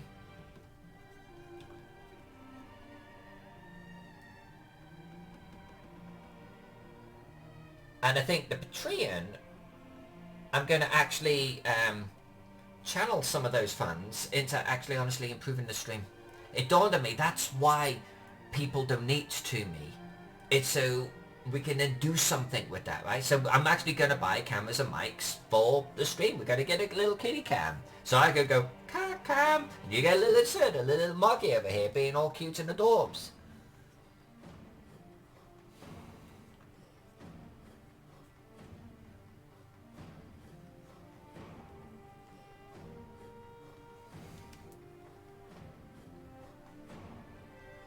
Alright, let's kind of like do a little bit of a ridge effect, kind of doing this. I can imagine the wall maybe coming up over, you know, following it. The wall doesn't have to be completely flat, right? So what if we did something like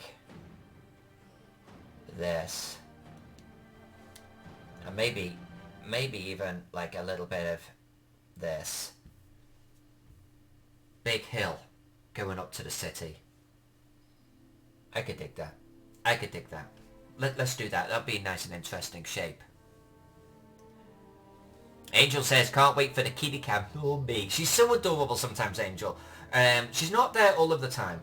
But when she is there, she'll just do this thing where she'll just like flop upside down and look at me. And if I look at her, she just loses her shit. She just gets so cute. So yeah, me switching to kitty cam, which is in those moods, that would be awesome. Hey, King Bashman's here. Hey, King. King, let me just finish up on this little hill here and I'll show you where we're at. King, have you seen the latest anchor sound? It was probably from Wednesday. Were you in the stream when we were doing that? It's looking pretty. It is looking pretty, King.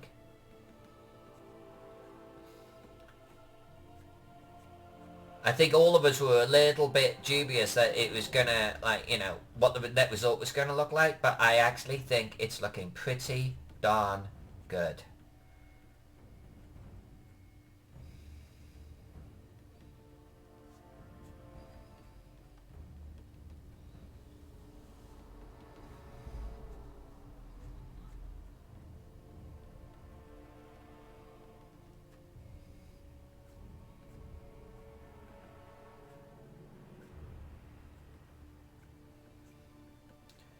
I think you might have been in the stream. I think you might have been in the stream. It's good to see you, my friend. It's good to see you.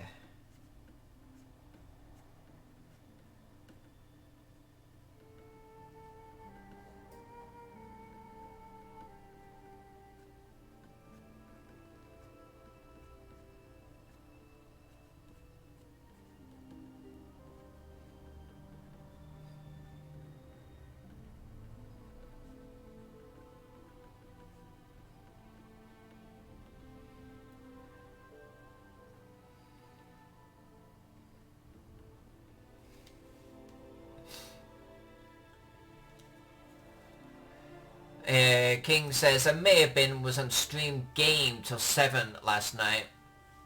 Need coffee. Go get coffee. Joy, joined the stream a couple hours late. Did the client approve the really cool harbour thingy? Are you talking about...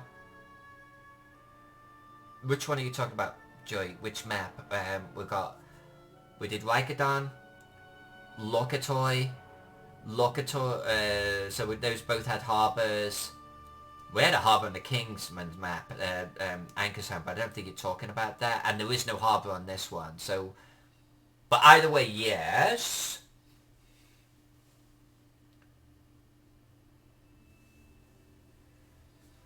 Go eat lunch, Ange. Go eat lunch.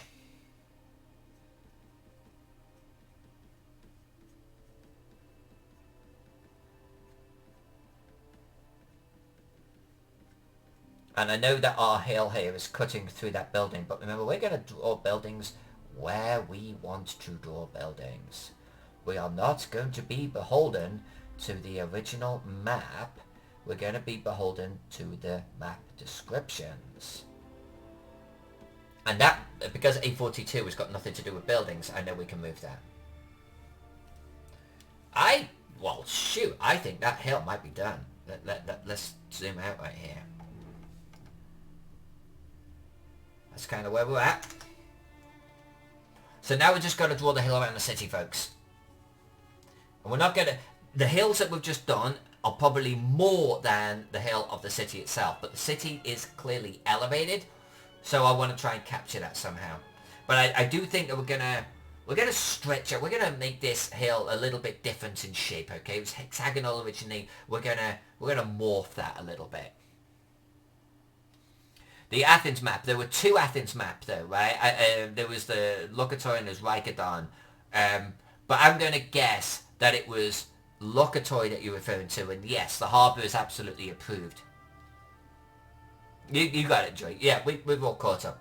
Yeah, they're down with it. That map got halfway done and then they hit pause and they switched us over to Rykadon. I'm not sure if you saw the Rykadon map. That was a beautiful net result. We will at some point be going back to Locatoy. We will be. I just don't know when the client needs it. King Bashman, yeah, 10 hours of stream D&D while drinking is more taxing than you think. No, it sounds taxing. And Joy watching. That's awesome, Joy. Thank you for being here.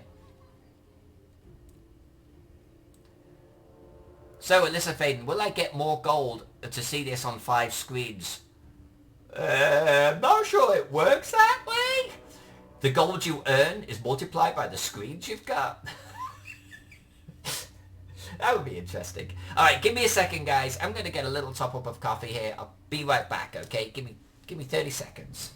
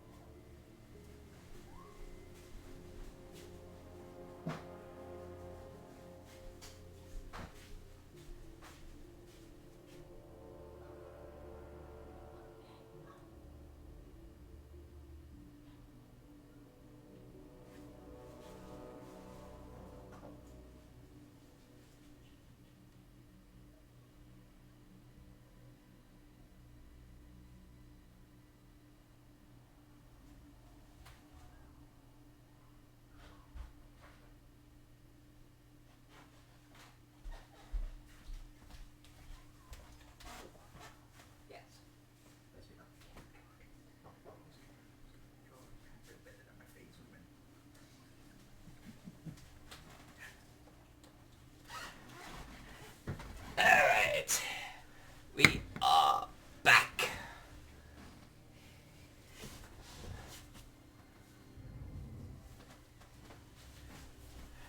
Dungeon Tomb says, how long will you be streaming today? I'm going to stream for at least another hour. I was going to go until 3 my time. That's half an hour from now.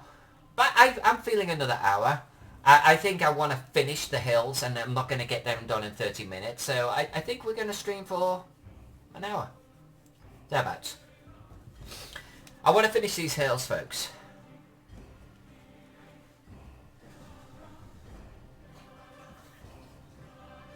And I feel... So here's the deal, right? I'm going to go back to the narrate layer over here. So, we've got these hills here, right? And they're clearly sort of slipping down in that direction, right? Cheers, mate.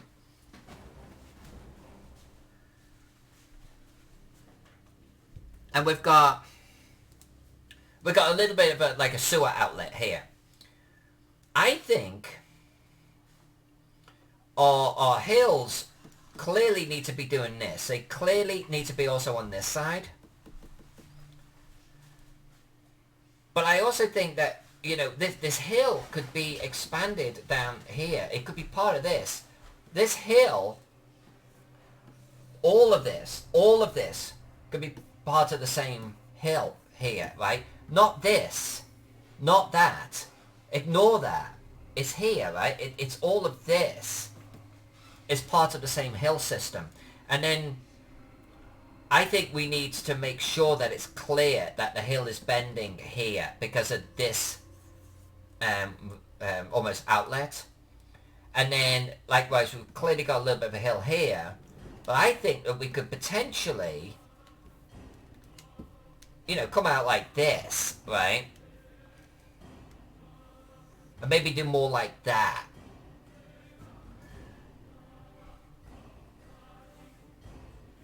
And it could be more like this, where it's an insinuation, just like, it doesn't have to be solid like these, right? These are solid big pieces here. We could just do like these pieces. This is like a strip, and it's a strip, it's a strip. And elevate it that way, and ignore these. Ignore them. And then I think that way it will show that it's raised land. I kind of like that idea. I think we're going to do that. I think we're going to do that.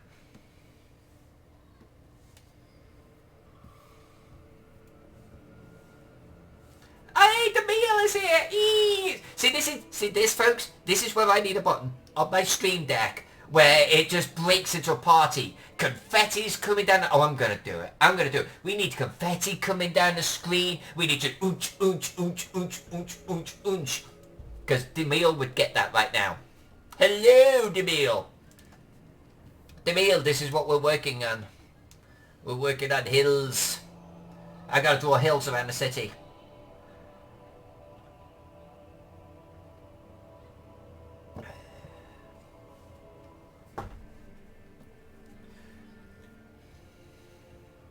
It's getting there. It's getting there for sure. I've been describing it as framing or creating the details for the canvas because the hills and the trees, they're just all canvas, right? We haven't drawn any buildings yet. That we'll be getting into next. I'm trying to give us the structure that the buildings are going to go into. And the hills is the last part of it.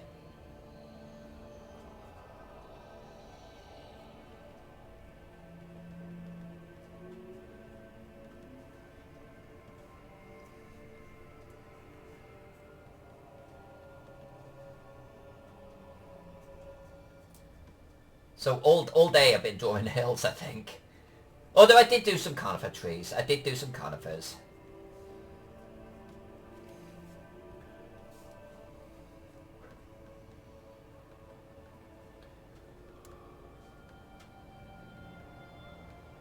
Are you just coming on, Demille? Or that? Well, actually, before you said hi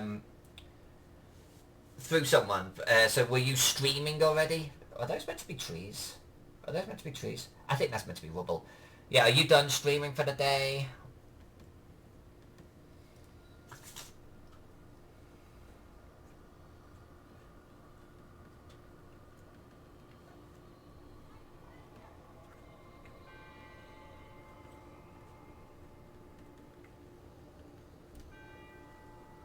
I'll figure out what I want to do with that in a second. Alright, no massive ridges here. I just want to create slopes, okay? That's what we're doing right now. We're creating slopes. And when we add shadows and colours to this later, they're just going to pop. They're going to pop off the map, I assure you.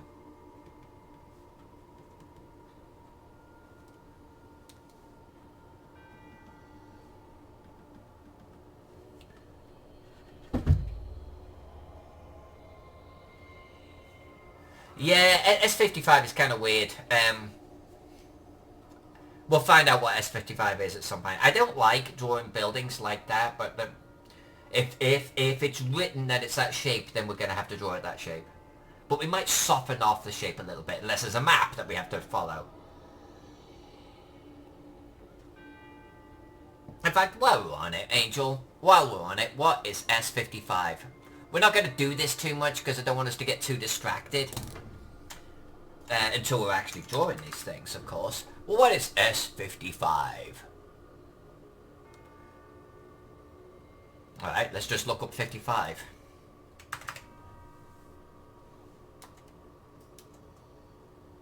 Site 55. Pyramid Circus.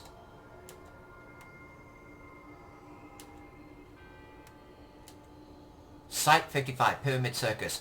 An odd and amazing structure greets your gaze. A small pyramid dominates this part of the city.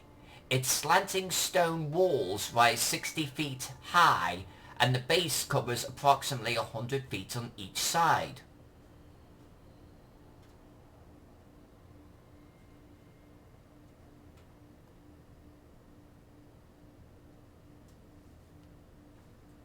I think we're going to redraw that. I don't see anything in that description that says it's shaped like an arrow. I hear pyramid. Oh, how odd. Oh, how odd. Alright, so that's the type of thing that I'm talking about, right? That is a beautiful example of we're not going to draw what the original had. We're drawing a pyramid. In that spot, we're going to have fun and we're going to draw a pyramid. Complete with the steps going up the sides.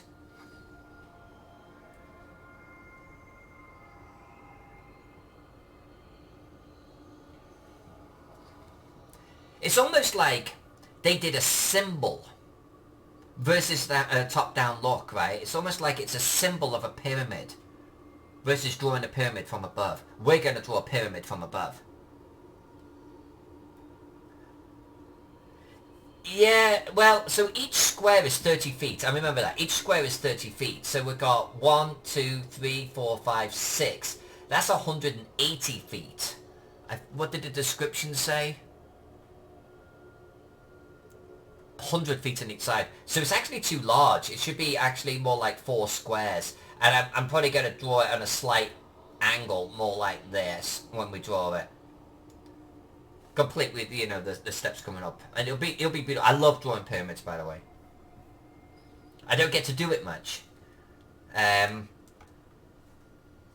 Probably the last time that I actually drew some pyramids on a map was the Catalal map for JFD.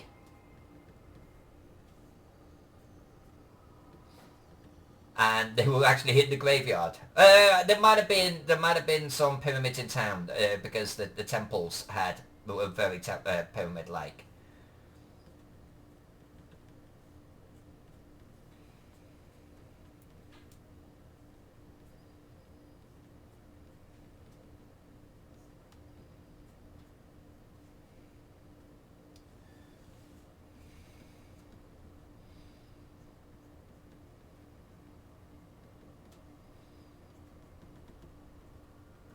And then, of course, we did that Scarab Beetle map. I think I did 3 variations of that, and there were some pyramids on that.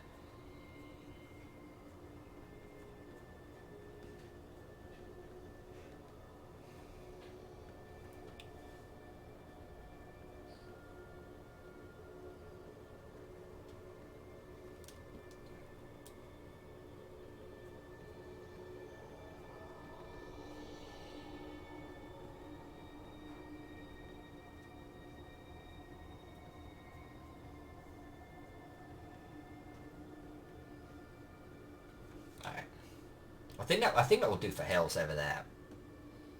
Yeah, see that result? It kind of looks like there are hills going up to the city. It doesn't all need to be massive ridges and stuff. Just that little bit, I think, is enough. That works.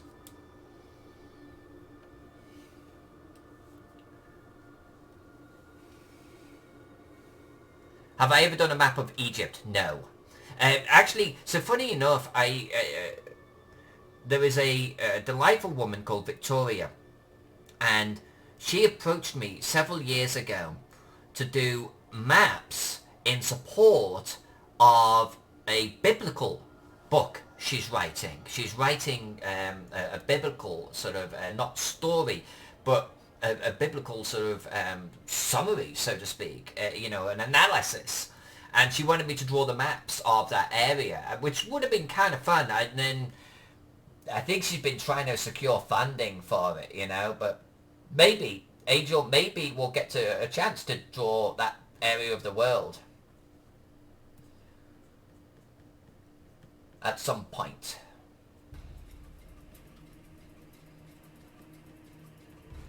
And she is a delightful woman. She really is. So I hope that it pans out.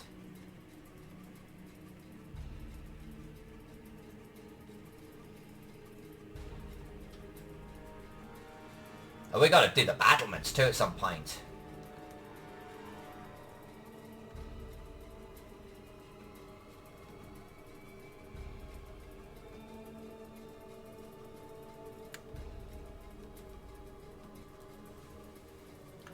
The Phoenix map is one of my faves. Yeah, that's a scarab beetle with its wings outstretched, based upon hieroglyphics. Yeah, I know the one you're talking about. The Angel, there's a lot of projects I would love to do. I'm not going to lie to you. A hell of a lot of projects I'd like to do. And that would be a cool one. That would be a cool one. I'd like to actually draw Rome. I'd like to actually draw actual historical ancient towns. Rome, Ostia, Londinium, you know, all of those. Thank you for the follow over Human Dog. That is extremely appreciated. What I'm doing right now is I'm looking at Site 33. Oh, it's not Site 33 because it's Area 33. It's kind of confusing. Why not just do numbers, you know? So where's my Area 33? There's sites, locations, and areas on this map, folks. Sites, locations, and areas. Sites are interior to the wall. Locations are interior to the internal citadel. Areas are outside. I guess it makes sense when you start thinking about it. I was just curious about what 33 is. I want to see how much wiggle room I've got in this area. Where's 33? Apparently I can't count. Oh, that's 48. We've got a ways to go.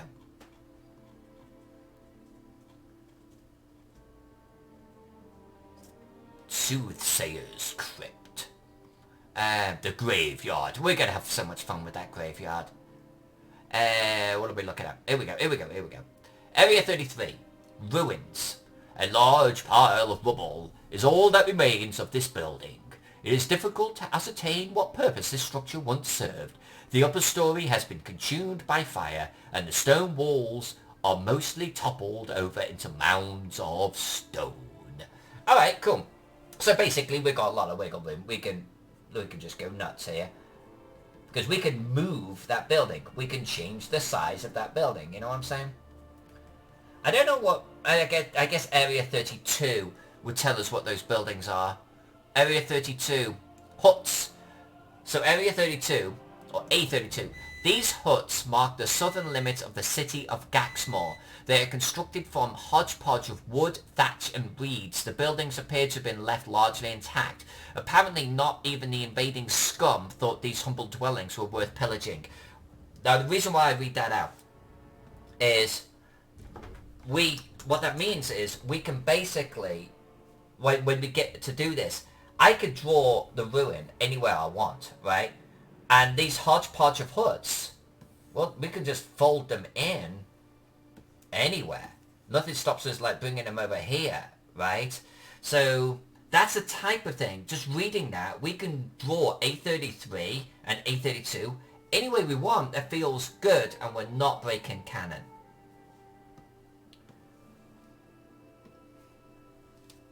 So I'm not going to be sort of too concerned about A32. We're just going to work on our slopes right here.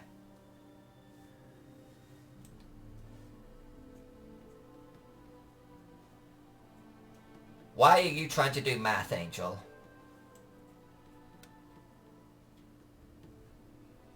But maybe we give it a little bit of a flatter area. Well, no, let them build huts on hills. And we'll do some old... We'll probably make it village-like, okay? We're going to make A32 be a little village-like. Huddled against the walls of Gaxmoor.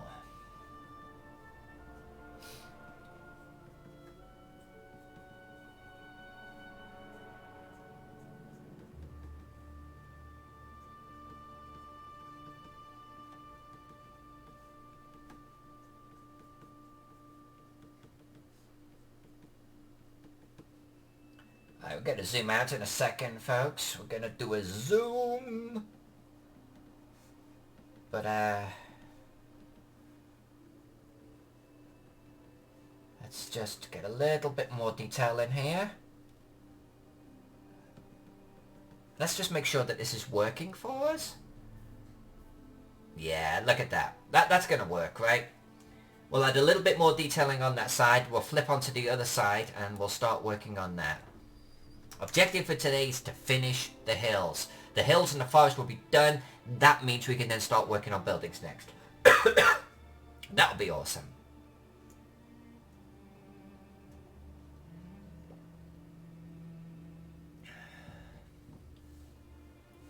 I got you, Angel. I got you. Yeah, I think it's, you know, so I look at 29, I go, okay, so where's 29 in the module? You can't do that. It's area 29. Because it could be 3 29s. There could actually be 4 29s in this map. Because you've got the areas, you've got the sites, you've got the locations. Even though, but here's a weird thing.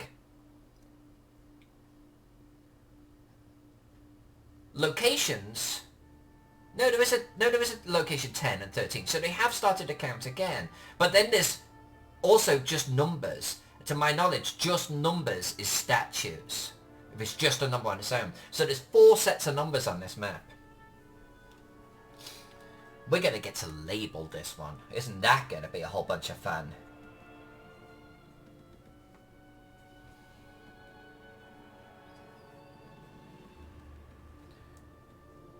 That little yellow thing is a note. It has one thing in it right now. It is a Billy No Mates.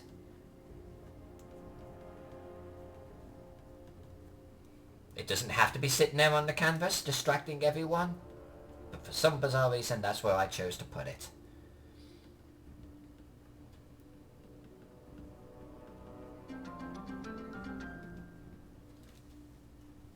Thank you for the follow, Keanu. That's Keanu Reeves. Thank you very, very much. Follow is always appreciated. You get the little alerts about when I'm coming online, I always change the name of the stream, by the way, folks, to let you know what I'm working on in that stream, so you can pick and choose which one you want to join in. You're going to see a total of 3 different projects here in the next couple of months. You're going to see Gaxmoor, the one we're working on right now. You're going to see Keystone Reforged, which is a personal project that we're currently colouring. That's a mega city right there. I'll show you that. And you're going to see Anchor's Home for Two King Games, which is actually going to be done, I think, next week. That's my target.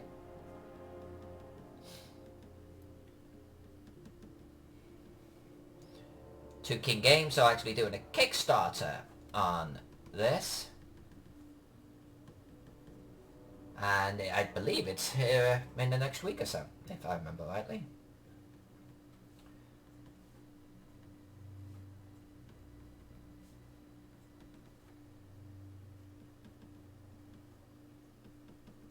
Alright, let's just turn that off, see how that's looking.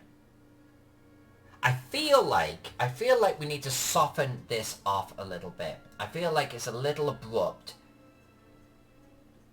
So let's just, there we go, let's just peter that out, just a little bit.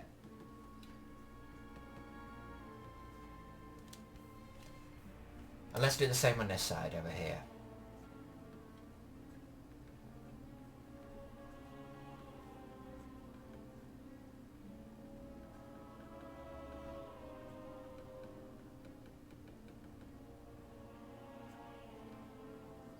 And let's put this one on top of a nice little rise.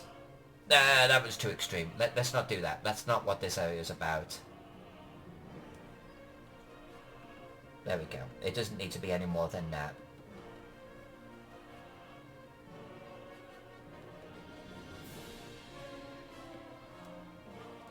Right, now what we've got going on here is we do have a graveyard. I don't want to actually bring hills into the graveyard. I think... I think I like the way that those hills are on the south. You know, it's like a...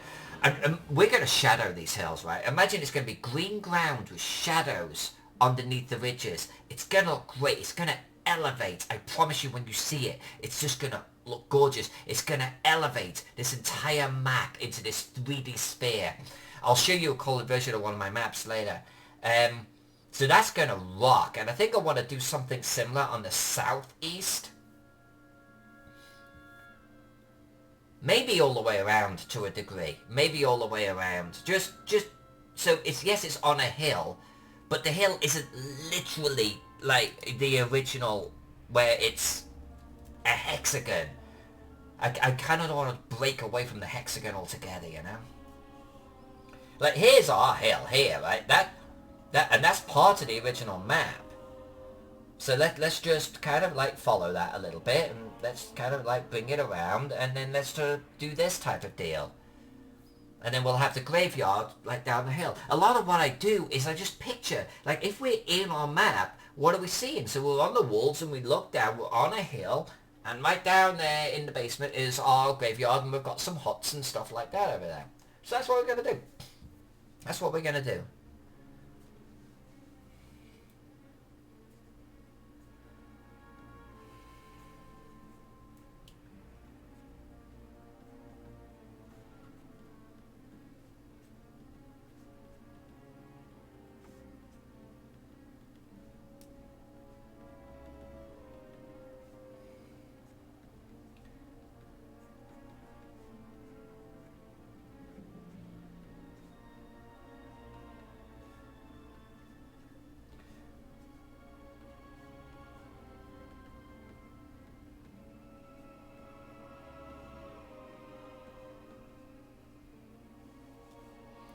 I want to make this too harsh in elevation, but I think it's okay if it's got like a little bit of a rocky area here, you know? If the original colouring is anything to go by, this may not be a particularly lush area. We may end up doing a little bit of a colour scheme similar to our Rikadon map. I'll have to try and get an understanding of what the area is like in that respect.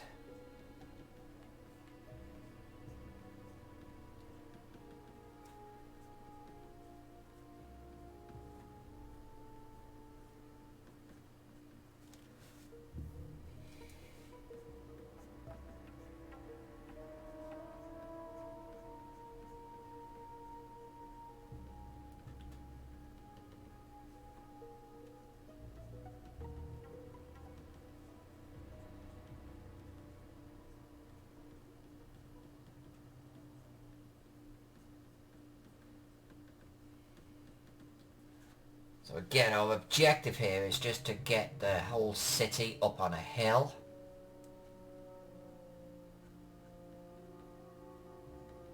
That's our target for today. And I think we're close. I think we're about half an hour out. Gaxmoor being elevated.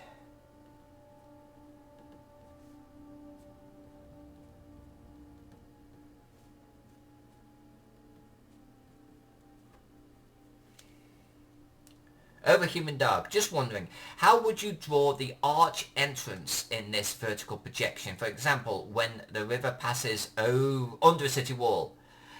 Your English is brilliant. So that's actually a really good question. And the answer is a semi-boring one in a way. And a similar question got asked a few streams ago. About how would you do a road going underneath a bridge, right? And maybe that bridge is actually a building between two buildings. So let me answer it in a few different ways, and I'm actually going to draw it. I'll draw it here on the narrate layer because we can easily delete it. So one way, so there could easily be like two buildings with a building in between them, and maybe this, and I'm drawing this crude, and maybe this building in between them has actually got some little windows on the outside, and it's got a little sort of thing there, and these have got roofs on it. Well, in that instance, I would draw the road like this, and we've got a road going underneath. Likewise, that could easily be a river, right? I mean, if I was going to do a bridge, I would do the bridge like this. I might actually just accentuate the supports that the bridge is on. I would do the flow of the river sort of coming away from our supports like this. This sort of shows that it's kind of elevated. Maybe it's crashing water on the other side of the supports, like so. I might draw some little cobbles on the top, like so. And I tend to draw sort of little pillars or statues at the end, and we've got our river. You know, to your point, if you were going to have, I mean, you said like an arch. Well, an arch, a bridge. It ends up being pretty much like one of these two approaches, literally top down, And I tried to do the other details to sort of show that there's some action going on here, right? That there's a water flow, or there's a road coming underneath, and so on and so forth. Now, sometimes though, when I've got like, I've got like a ridge like this,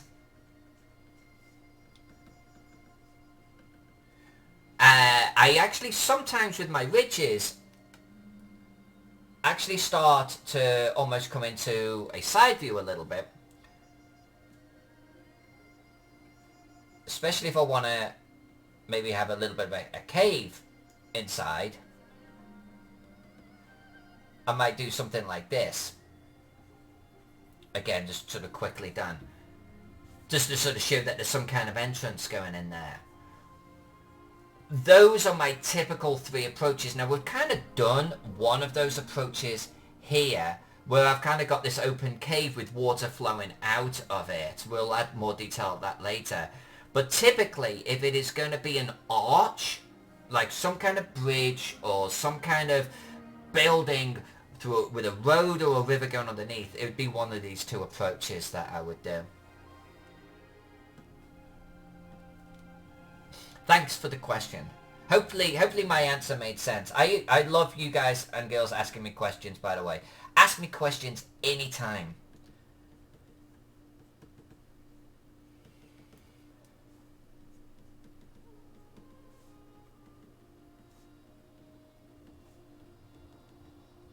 Not you, Jeff.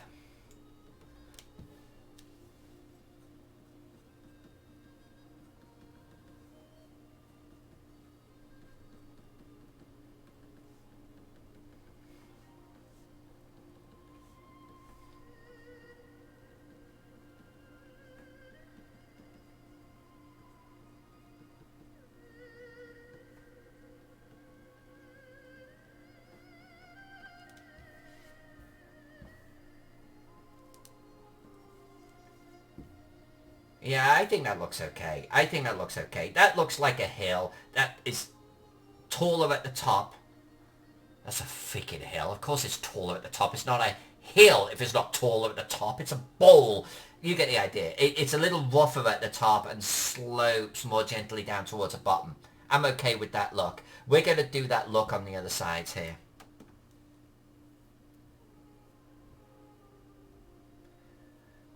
Thank you, Overhuman Dog. That is very much appreciated. I'm just here having fun, Drawing maps, hanging out with friends. This is what it's all about to me.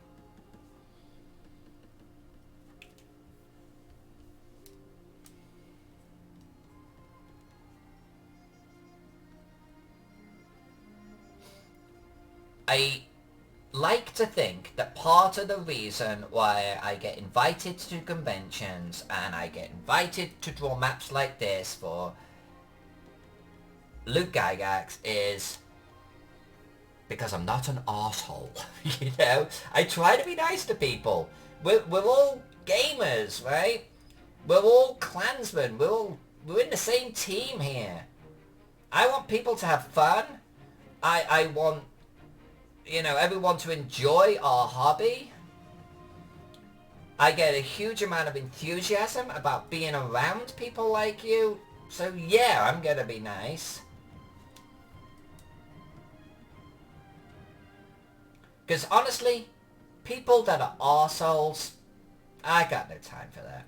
I got no time for that.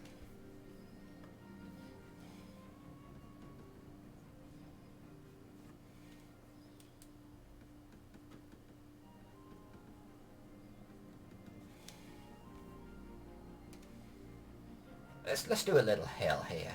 Let's just do a little hill right there.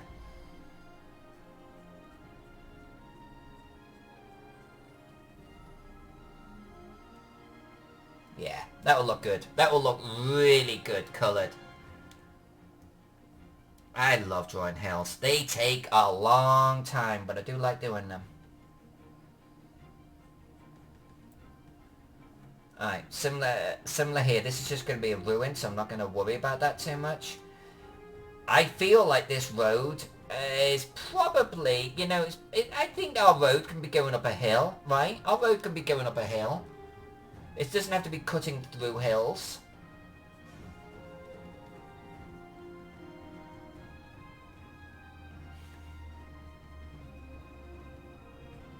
So, you know what I'm going to do? I'm going to rotate this around.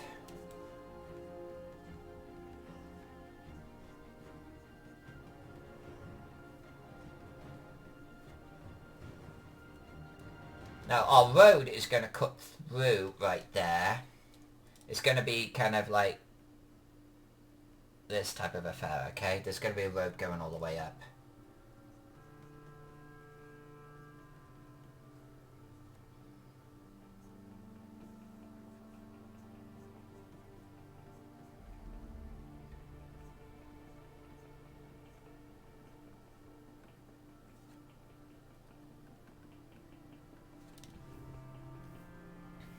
Alright, so this would be a logical place to actually...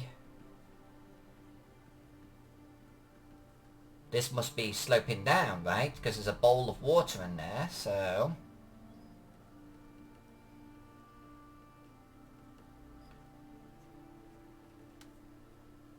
And see, so we've actually got a hill on this side already. So let's embrace that.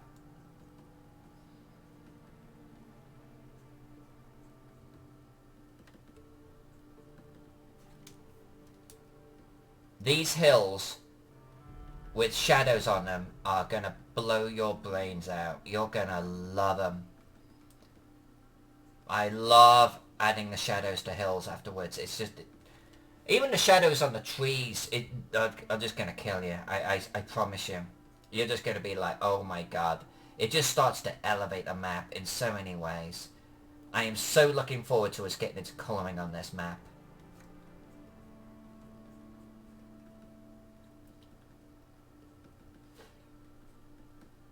So for now, I just want to get a hint of this hill that Gaxmoor is on.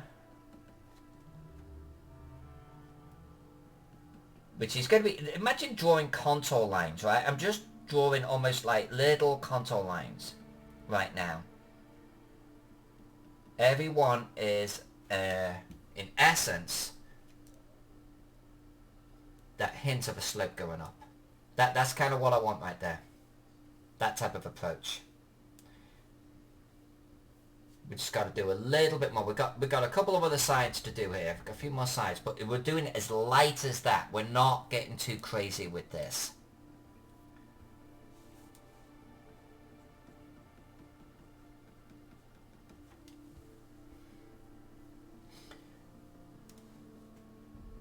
Now I think, so we've got the likes of A21 right there. I think what we're going to do is I'm going to put A21 up on a hill.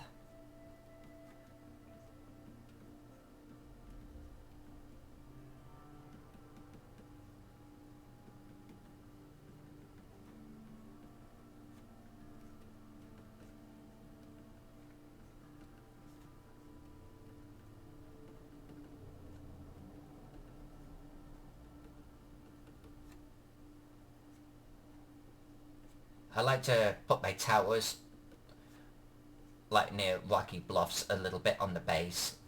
A little bit like that.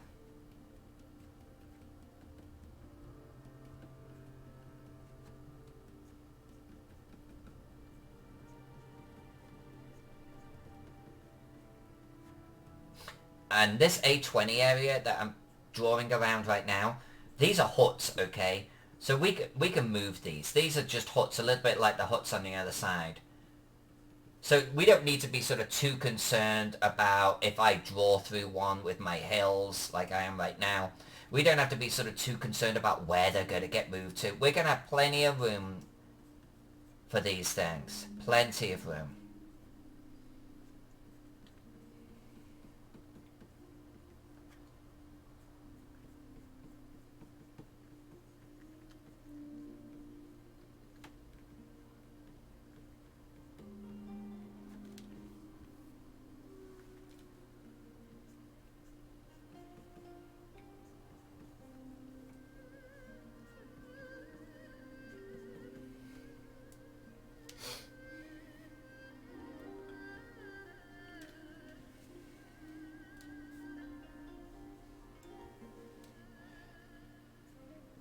Angel, you do like your gold, girl. You do like your gold. Every 10 minutes, I think you get one more. I think it's every 10 minutes you get one more. You get gold for a follow, though. You get gold for a subscription. And of course you get more gold for those.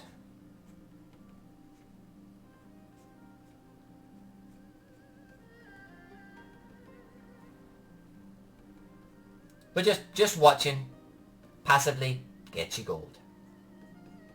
And if we can only actually get the games working, we're going to be laughing, right? Now, not knowing what A16 is, I don't want to mess with that too much. I don't want to go through that. A17, likewise.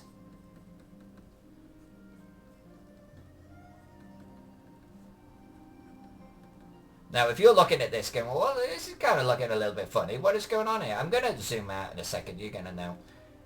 I think A15 looks a little bit like some kind of orchard or something.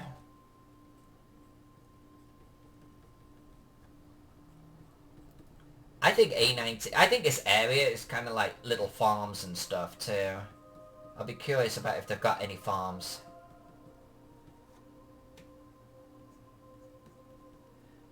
I really, Angel, I'm very curious about if these little circles are silos. Because they're all over the map. And I'm wondering if it's just like a symbol and they don't actually represent anything. Which would be kind of weird, but I'm wondering.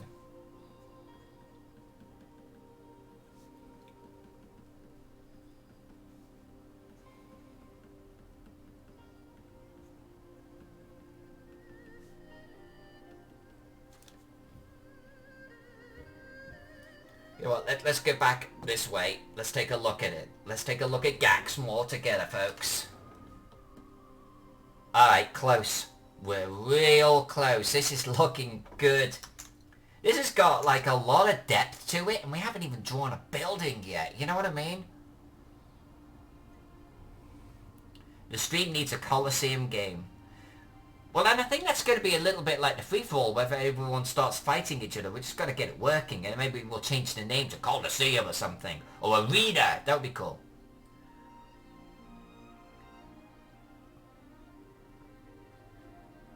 I'm just glad, Angel, that the stream is finally counting hours. You know what I'm saying? I'm just grateful for that. I know that we lost like a good half a year's worth of stuff, but I'm just glad that some things are beginning to work. It's beginning to have depth, right? This is... We haven't drawn one building.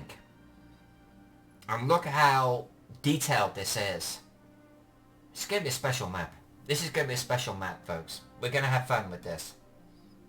I'm going to have a lot of fun. I'm going to pivot upside down, okay, folks? Just because it's easier for me to actually sort of visualize and draw.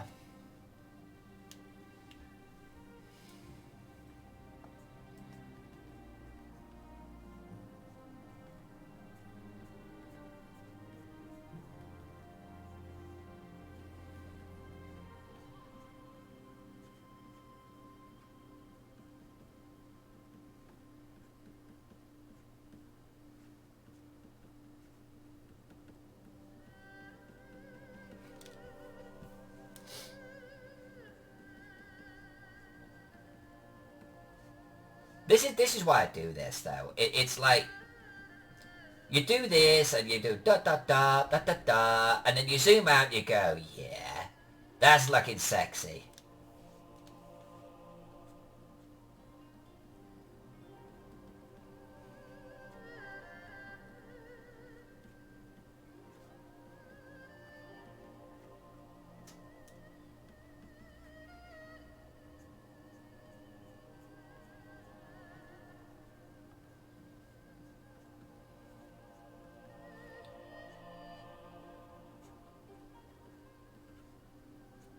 Let's give this a little bit of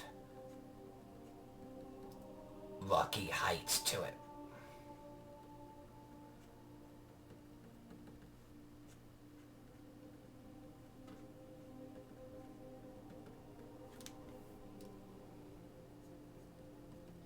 And A7, whatever it is, will keep on a nice little hill up the top here.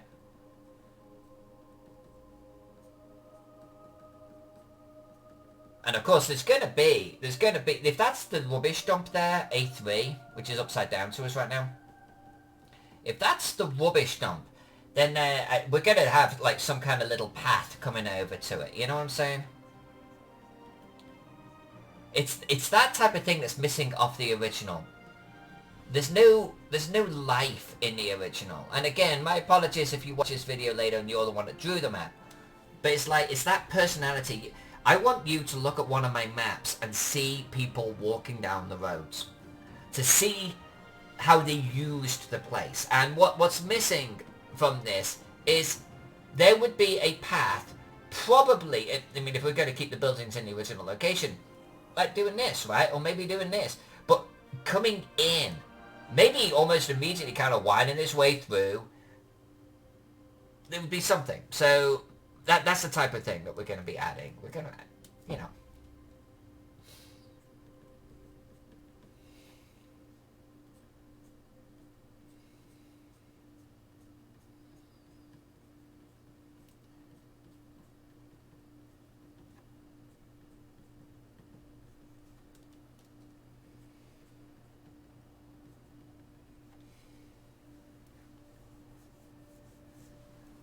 Elizabeth, Empress of Sexy Maps. It's very kind. Empress for short will do. A3 has the fire pit. You might have been away from stream when I drew that. That's the rubbish pit right there. But yeah, it is a fire pit. You know you were here because it's got smoke coming off the top. And we're going to draw the smoke. And we're going to colour the smoke. It's all about those details. You gotta have details. Angel, well done. You get points for paying attention. Someone was taking notes. See, there's those circles again, Angel. I have yet to see them actually explained anywhere. But then, we do have a lot of reading to do, so it's all good. Alright, so this is a massive hill. This is the downside. So, there's some kind of... How do I want to do this? We've actually joined up with our hills here. So maybe that's okay. Maybe that's okay. Maybe that's okay. Let's actually bring this hill down into this area here. There we go. Let's just...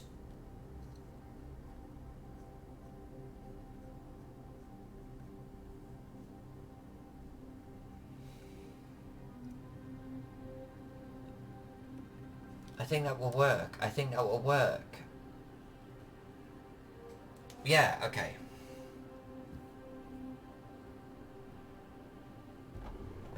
Let's get this straightened out. Let's turn that off. Let's hit save, because otherwise we're going to cry.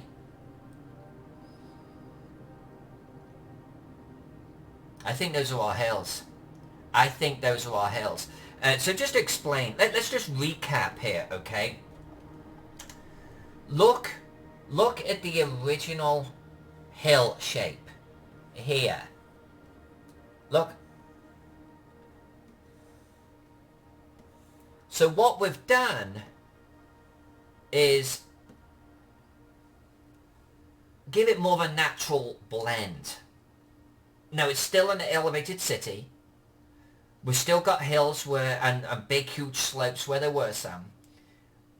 And it is on a hill. But that hill is not the exact same shape as the city. It's a little bit more natural feeling, I think. So that I think is our canvas right there. That I think we're ready to start pouring buildings into this one.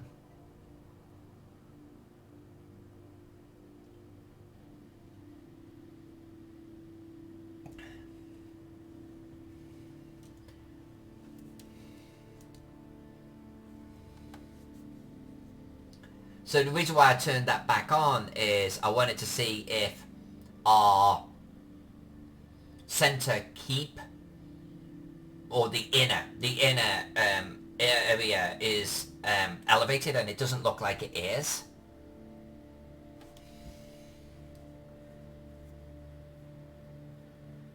It's possible that they intended it to be. We might elevate that, but we don't have to do that today. We don't have to do that today.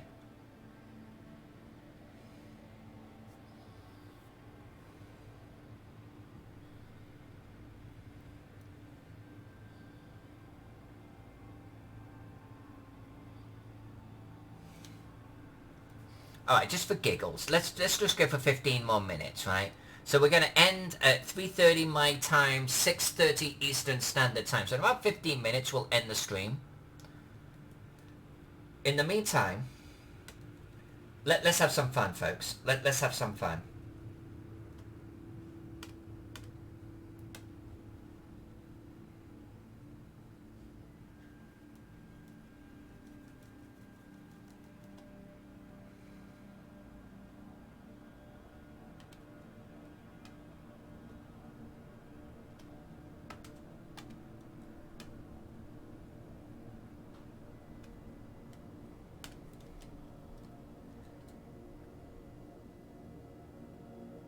Oh, I'm still on red. Oh, no, let's change that. That's no good.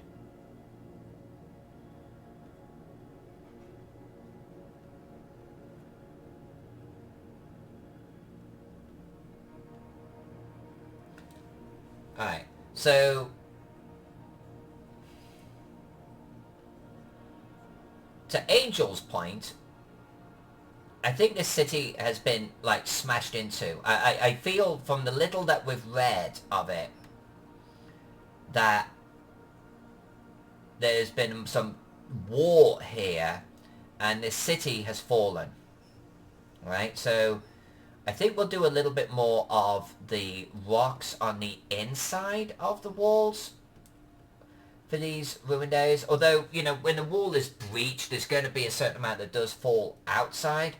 But we're going to do less of an explosion feel, okay?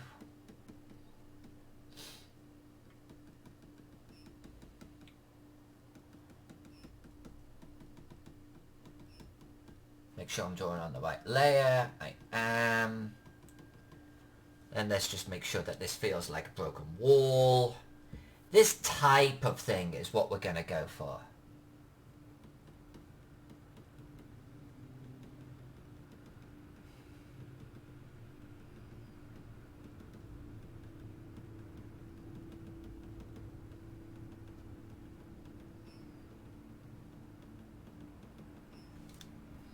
Like that.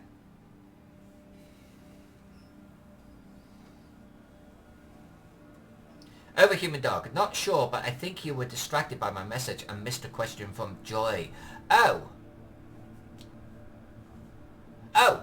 Joy. Sorry, Joy, if you're still there. Overhuman dog, thank you for pointing that out. I appreciate that. Joy, I did miss the question. If you're still out there, what screen size tablet do you recommend for map drawing? Is bigger better, or does it become uncomfortable, cumbersome after a certain point? That's a great question, Joy. I hope you're still here for it. You are! Hey! Okay, I'm going to answer your question. So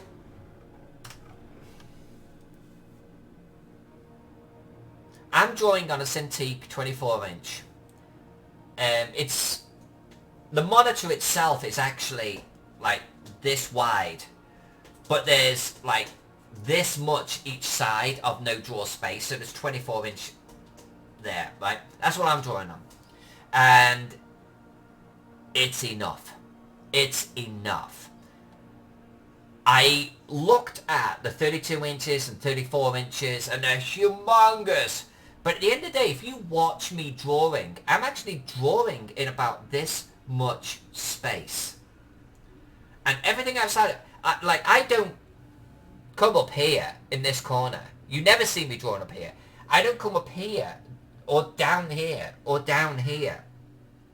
So the only benefit to bigger area is actually this area here.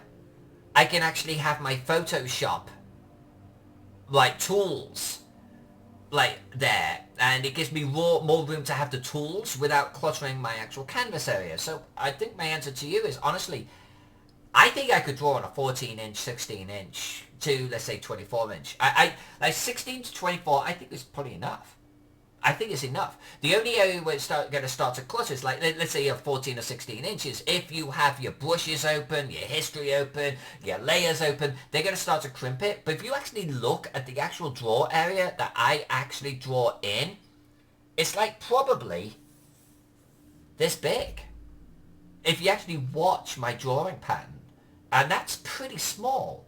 So I actually honestly think a small little tablet is fine. You know, otherwise this is just 24 inches. This is not that big.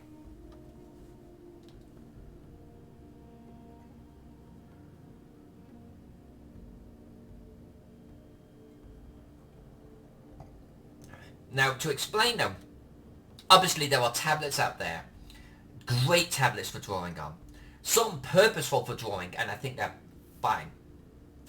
And then this is a Wacom. Like a big huge Wacom, and like I said, 24-inch. It's like this big, but this is also practically a monitor. I mean, the whole thing sort of lies flat like this. It weighs 80 pounds. I'm not like taking this on the trip with me, and the whole thing will clip and then sort of go upwards like that. So I can actually elevate it and rotate it and sort of down where I want it. If I had a larger version of this, let's say 32 inches or 34 inches, I'm sure it'd be one sexy beast. And I guarantee I wouldn't use most of it. I guarantee I wouldn't use it. And I think that gets into more if I was a professional artist doing more traditional illustrating, that type of thing.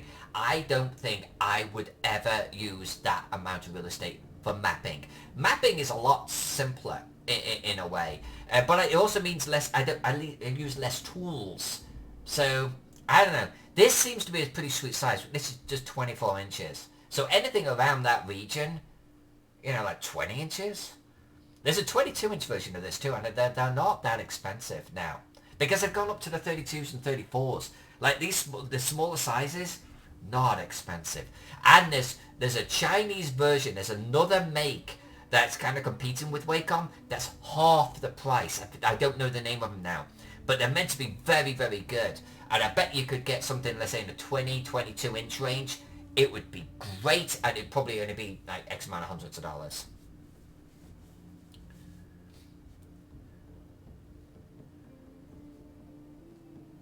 Huon. Huon's the name. God damn it, Gil, you just got it.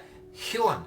That's the name. If I get another tablet or drawing device, I would look at them.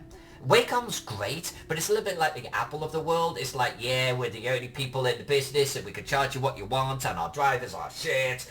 So honestly, I feel no compunction to get a Wacom again, like at all. At all. And Dungeon Tomb too. Dungeon Tomb actually recommended them, and Brian McWhirter recommended them. He's not in the channel right now. Yeah, I would get one of them. Honestly, if I was going to today look again another tablet or another monitor to draw on, whatever, I would be looking at the Huon, however they're pronounced. And Dungeon Tombs just actually put something in here. Hold on a minute. I'm gonna grab this. Let's take a look at this together.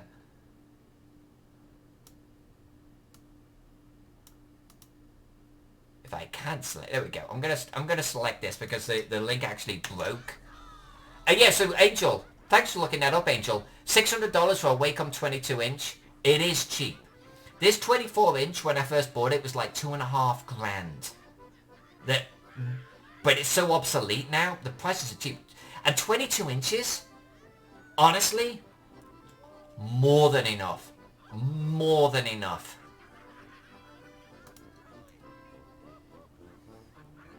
I know yours dungeon is not Cintiq. I know. But yeah, look at this. A Canvas Pro 22. And that looks like something that you could actually carry around. That looks great. Yeah, that looks great. And nice and flat too. I mean, look how thin that is. You have no idea how big this bloody Wacom thing is that I'm using over here. Like I said, it's 80 pounds in weight. Funny story is when I first bought it, I thought I was going to sit on the couch with it like on my lap and like draw. And then when it arrived and I saw 80 pounds on the box, I was like, oh god damn. I'm putting that on my lap. It'll crush me. This is kind of sexy. I like this. Yeah, that's kind of nice. I wonder, how much is that, Dungeon? How much is this? This looks really nice. But how much is it?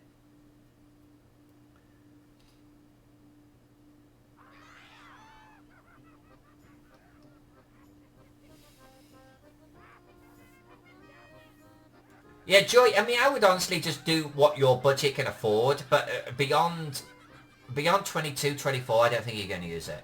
That's the bottom line. I just don't think you're going to use it. But go larger if you can. Like, you know, if it's a choice between 14 and 22 or 18, and you could afford an 18, get the 18. You will use that extra space. This looks nice. That looks like a good size. But yeah, I would be curious about what the price is on that dungeon.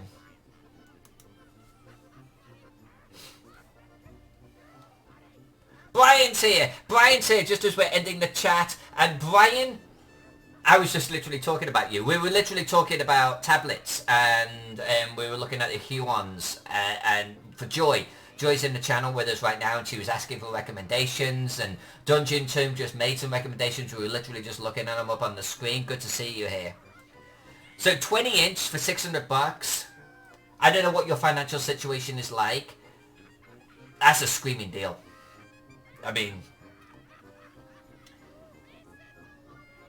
like, put it this way, I spent $2,500 on this Cintiq. If this thing went kaput tomorrow, I would not be spending $2,500 on another Cintiq. I would be spending $600 on the Q1. That's what I would be doing. In a heartbeat. There would be no question about it.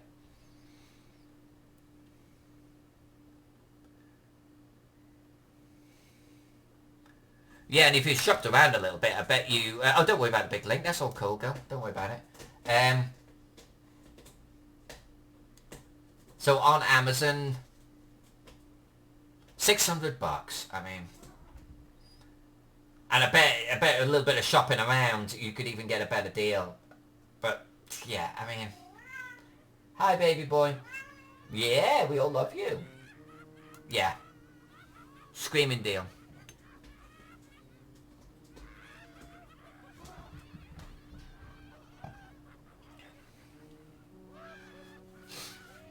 Actually, that's a really good point. Black Friday isn't.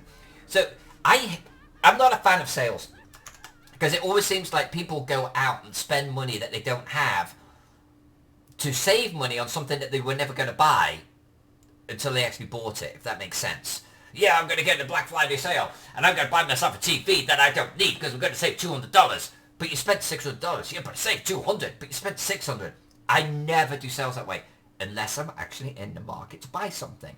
And that is a great example. I mean, if you can wait just a couple of months now, right? Then yeah, you'll probably get a screaming deal at some point. That's the way to do it.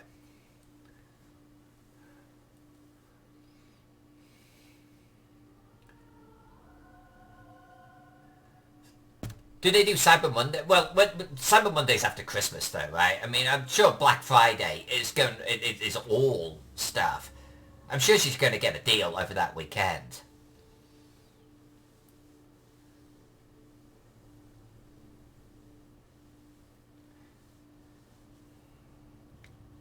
let's ruin one more wall. Let's ruin one more wall, shall we? And then I'm going to end the stream.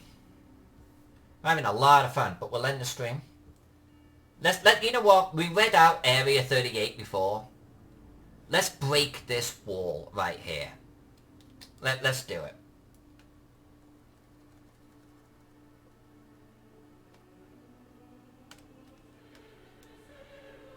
And if you are a Photoshop aficionado and you're wondering and gasping that I am deleting stuff, yeah, that's the way we roll.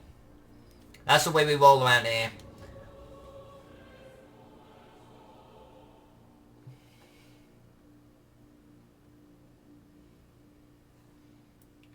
We don't do crazy things like masks and stuff like that. We commit around here. If we want something broken, we break it. We don't want take-backs later on. Take-backs are for wimps. It's like, are you breaking this wall or are you breaking this wall? Because if you're breaking this wall, break it. Commit to it. Save it. Delete your history. Own it. That's what we do around here in the Faden factory. We own it. Or as Shia LaBeouf would just say, just do it!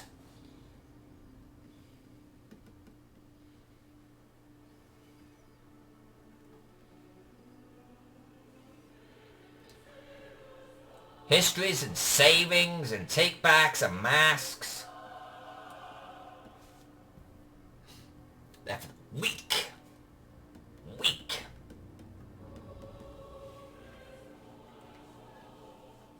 Joe, you're welcome. That's what we do around here. We all hang out, we all chat, we talk bullshit shit, and we talk about...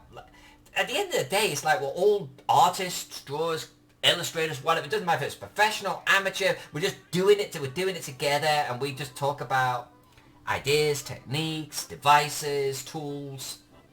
I have a lot of people in the chat always telling me and recommending ways to get more out of Photoshop or different techniques, or try this or try that. We just all do it together. Alright, Dungeon, you go. I'm ending the stream like in 30 seconds, so go, friend.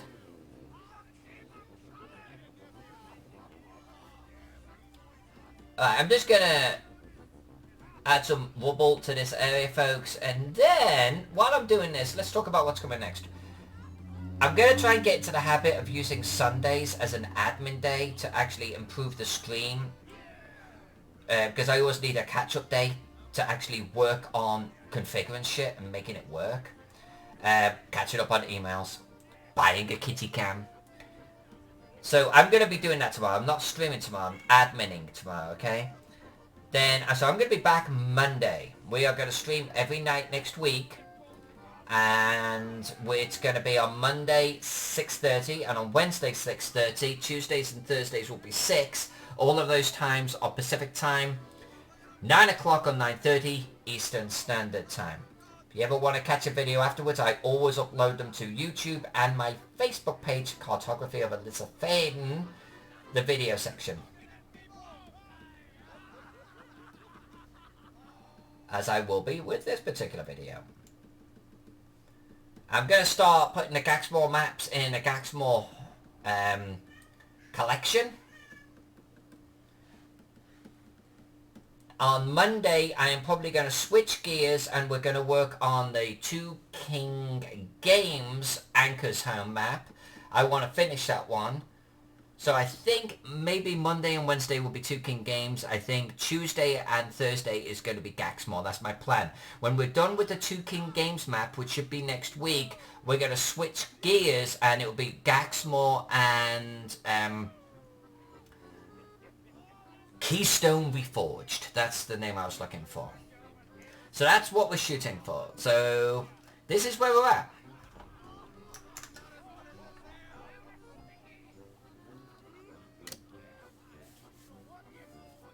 Brian, make Photoshop technique suggestions at your own risk. There's a level of truth to that, but that's only because telling me how to do something in a written word on a delay reaction is like the worst way to do it. And I get frustrated because I hate learning shit on camera. I love the suggestions. I hate learning it though. you know, unless I feel like I got a whole bunch of time. Thank you, Overhuman Duck. That's really appreciated. That's really appreciated. This is looking good, huh? This is looking good, folks. I'm happy with this. I'm ready to start pouring buildings into this. It's really gonna come to life so fast. So everyone, thank you for hanging out on the stream. It's truly appreciated. Had a lot of fun today. Really had a lot of fun. What a great Saturday. Awesome weekend. I'm back on Monday, okay? Monday night, check me out. Hopefully I'll see a lot of you again. Streaming all next week. Gaxmoor, Two Kings Games, Anchor's Home. Until then, everyone have a fantastic rest of your weekend, okay? Love you all. I'll see you all soon, okay? Love you.